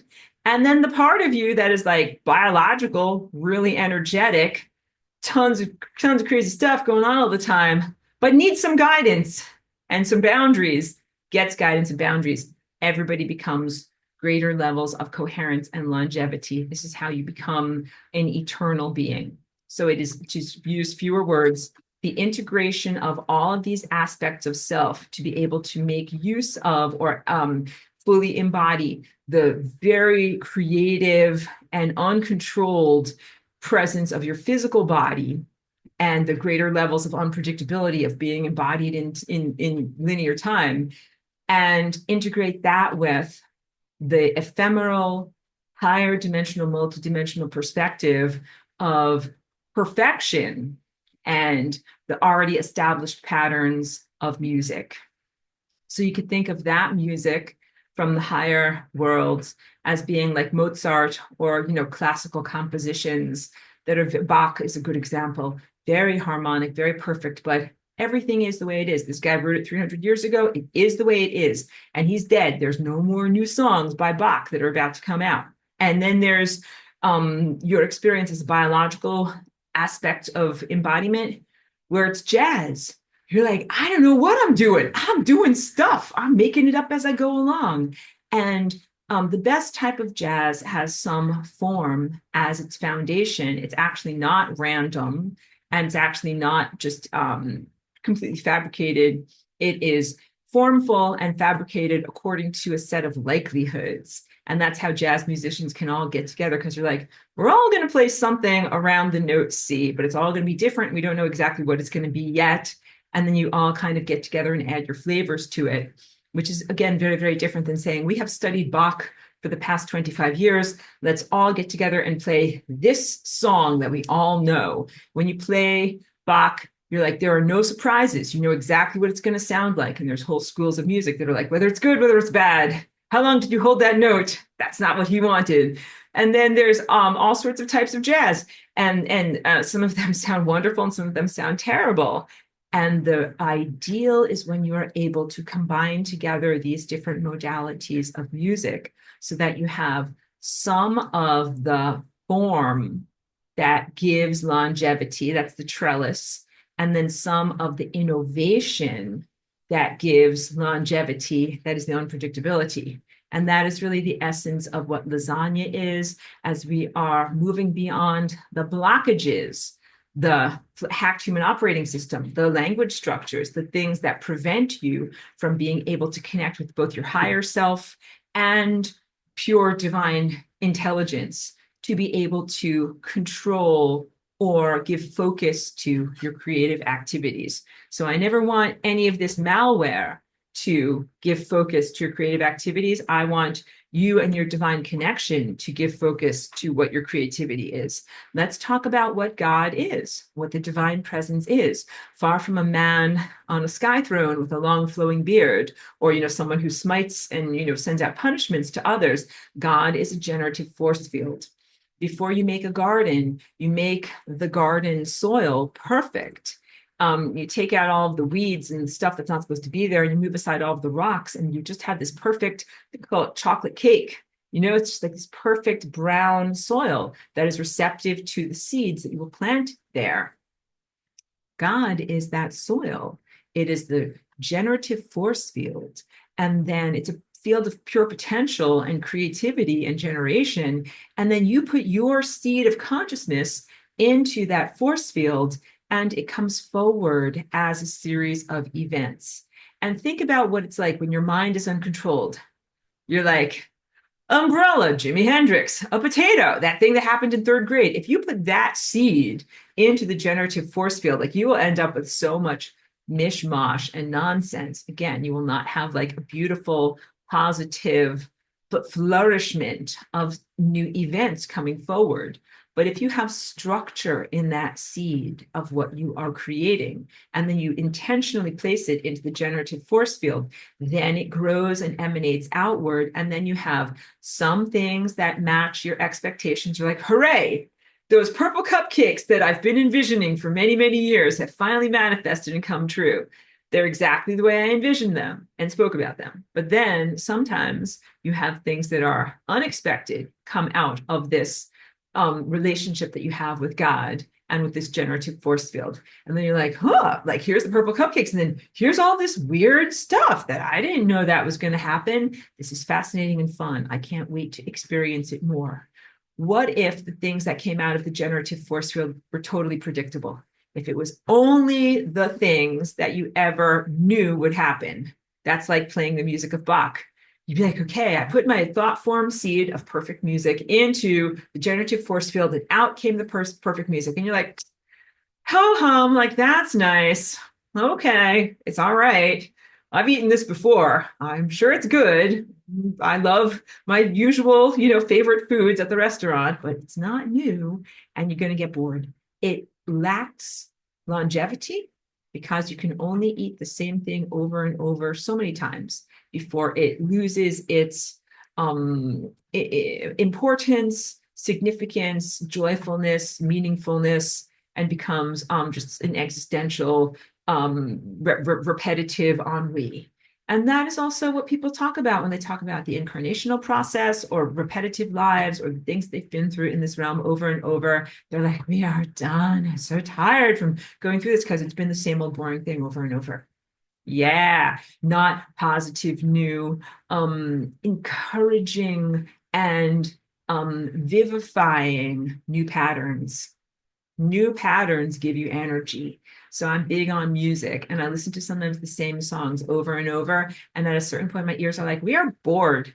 Turn off these songs. I'm like, they're good songs, but my ears are like, we're bored with them. Want new songs. And that's why I love these different, Apple Music and things like that, because my ears can eat as much new music as I want. I'm like, okay, great. Let's listen to something new and weird that we've never listened to before. And then that gives you a new motivation, new energy, new gas in your car, new petrol to really keep you going on the road of life. So that in conclusion, the most important things about what you're doing here is balance. And to be very, very clear, I'm never about transhumanist and I'm never about the hijacking of your mind. So, of course, like machine mind, AI stuff, large language model, no. How about galactic AI? Big no. How about imposter Jesus? Big no.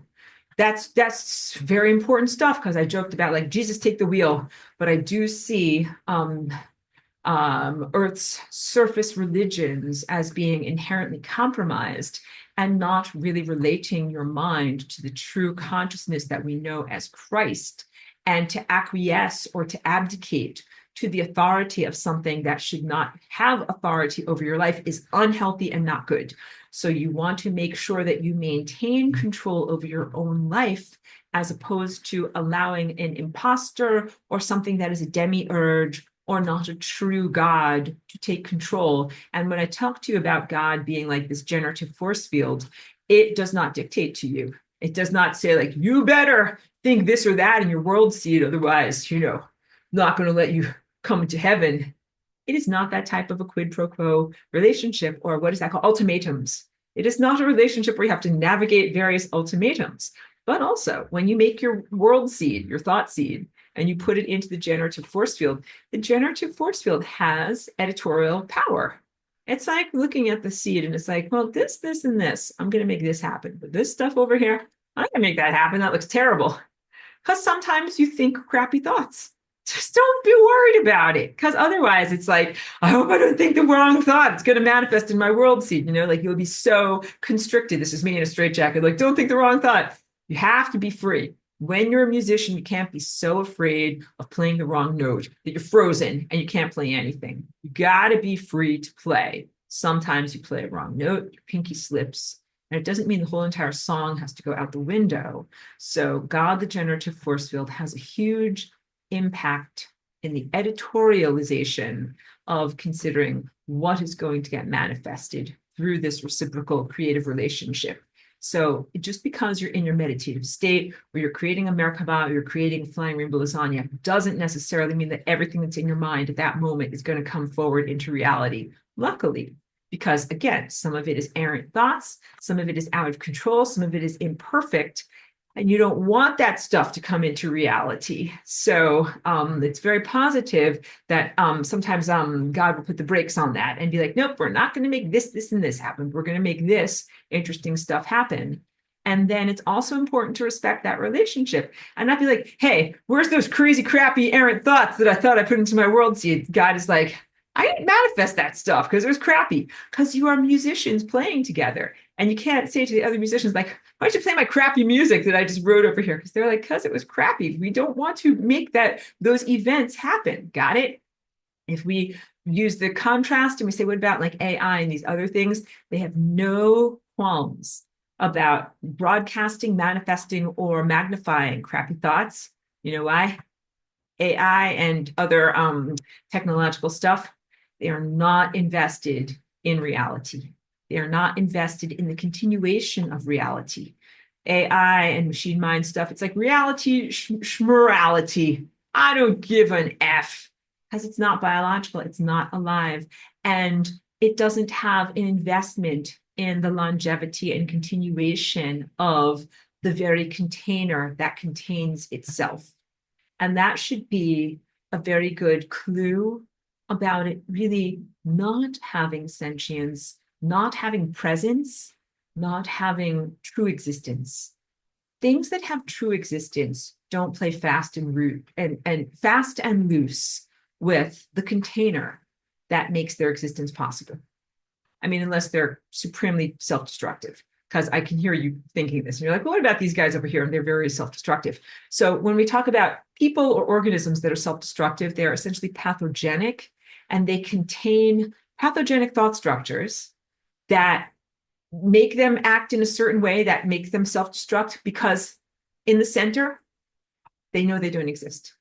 They do that stuff to themselves because they are erasing themselves out of existence because they know that they don't exist. That is the truth of entropy. When we look at, oops, I made a noise, the guys that are the pooties on the membrane of death, those guys there, they are totally effing insane. And they went through all of these histrionics on Tiamat, on Mars, in all these different galactic contexts, and made all these crazy technological horror shows that the end result left them stranded on the membrane of death. But why did they do all these things that were largely self-destructive? Because deep inside they know they don't actually exist. And they are destabilizing your chakras, causing disease and death in your world, but those guys don't technically exist. So although you experience the suffering of disease and death, the causality structure doesn't fit because the things that are hurting you are things that technically don't even exist. And that is the profound perfection of what flying rainbow lasagna is. It's going to the root of where the suffering or imbalances of our world come from, and recognizing that it doesn't come from stuff and things and people that exist. It comes from non-existence. And to make sure that that stuff remains in non-existence, or to affirm its non-existence. When I say send something to entropy, what I'm really talking about is you affirming the truth of the non-existence of a characteristic, organism, organization, personality structure, being. It can't be a being, it must be a non-being. You are pretty much confirming, yep, that stuff does not exist. It's the highest level of how you can fight or battle. Like, it's not like punching something with your fists or hitting it with the sword or something like that. It is a much, much deeper and more truthful level of fighting against something where you're not actually in conflict with it. It's more like, I've never done martial arts, but it's more like one of those martial arts like Aikido, where you just kind of like use your enemy's momentum to kind of like fling them away, and you don't have to actually punch them in the face. They've called that like wrestling with an empty jacket. That is what you've realized, that you are really wrestling with an empty jacket of something that is inherently non-existent. And the only difficulty is your cognitive dissonance in this world, where you're like, well, technically these things don't exist, but they are sure causing me a lot of inconvenience. So I have to act like they exist. And that's been me for like over the past 20 years. But I'm, of course I have learned how to navigate. I've learned my own navigational mechanisms for being able to be here, because you can't just be like, la, la, la, you don't exist. Like, this stuff is making your life hard. You have to do something about it. So what you do is you affirm its non-existence, which is by withdrawing energy from it. No, you don't have a conversation with it and tell it, like, technically you don't exist. Go bye-bye now. You withdraw energy from it in order to reaffirm its non-existence. So opening the floor to any comments or questions, and also just going to scroll a little bit more. Oh, no, I pressed the wrong thing, to make sure that I got to all of the important stuff. And like I said, my notes are incomplete because I didn't share all this stuff about the trellis. And I always have to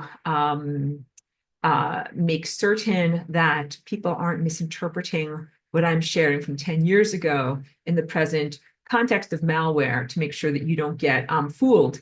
One of the things that I like from my notes is that when I talk about your biological presence and your non-physical presence, and your non-physical presence being yourself in the future. Let me say this, read this directly from here. I say chakras are otherworldly beings, but they are not body snatchers. That's very big, because you're in a world where there are body snatchers. So these are two totally different things. And there's love and reciprocity between yourself and your chakras. Far from it. We are in love with, like in cosmic love, with these beings and with self. These are yourself from the future, or yourself moving at a different rate through time. This is the part that is very apt. You are kissing yourself in the mirror. And what does that mean? Like, as you are moving closer and closer to this presence that is yourself, you might see it as something otherworldly. Like when you look at these paintings that I did back here, you might think, oh, they're aliens, they're otherworldly creatures. They're actually you. But as you approach the mirror, you're looking at it and you're like, I think it's something else. I think it's an alien. I think it's a creature. I think it's a ghost. It's a something. And you don't know exactly what it is. And maybe there might even be barriers of fear where you're like, oh my God, oh my God, oh my God, what is it? And it is really, you are approaching yourself. And as you get closer and closer and closer, at a certain point, you're like, oh, that is actually me. And that's what I mean. You're kissing yourself in the mirror. But of course, who you look like as a biological creature is very different than who or what you look like as a harmonic presence. And that is why when you interact with these harmonic presences, you might say or think or feel, oh my God, it's something else. It's something from another world, but it's really you. It's really you, but you don't have a face that you recognize. So hold that as your basic truth, because you will connect directly with your own self, but never get fooled by imposters. Never get fooled by something that it tries to intervene between yourself, like come over here and stand between you as you are coming to direct reconnection with your highest self that is a pure harmonic presence. All right. So lots and lots of fine points and distinctions being made in my presentation today. Pedro says, love the lasagna. Thank you very much, guys. I'm going to wrap it up soon. Probably not because I need to take anybody OUT, but I think that I need to give her like special loving care and attention today. We're still getting better, but she's doing very, very well. So if there are any more questions or comments, I'm glad to speak to it. And if not, then I will wrap class up for the moment. I might give you an opportunity if you need to say something in the chat, not to just be like, that's it, you're done. Oh, Kate says this. Deep gratitude for you, Aurora, and for the amazing and enlightening information as always. Thank you so much. Much love to you and Chiki. May she fully recover very soon. Thank you, thank you, thank you. Please, all good wishes, positive envisionments, and love and care being sent her way are totally received with so much gratitude. Thank you, everyone, for that. Thank you for loving her so much. I want you to know, like when she was feeling really ill and struggling, I was telling her, like, so many people love you. Everybody in class loves you. Everybody on the videos loves you. Everybody on Wednesday loves you. So it really matters a lot to her, and it matters a lot to me. So thank you very much for loving us both so much. Okay. All right, good. So I'm going to go take good care of her. Have a beautiful night, everyone. Thank you very much. And my profound thanks, as always. Thank you for those people who are in my class, who are able to be here while I'm doing the live lecture. Thank you to everybody who catches the lecture afterwards. Thank you for taking the time and the focus and opening yourself up to these ideas. And thank you so much for being excellent students. Like, I truly mean it when I say I think you are the best of humanity, of the English-speaking world that can comprehend my flapping, moving mouth parts. Okay. Have a beautiful night, everyone. Thank you.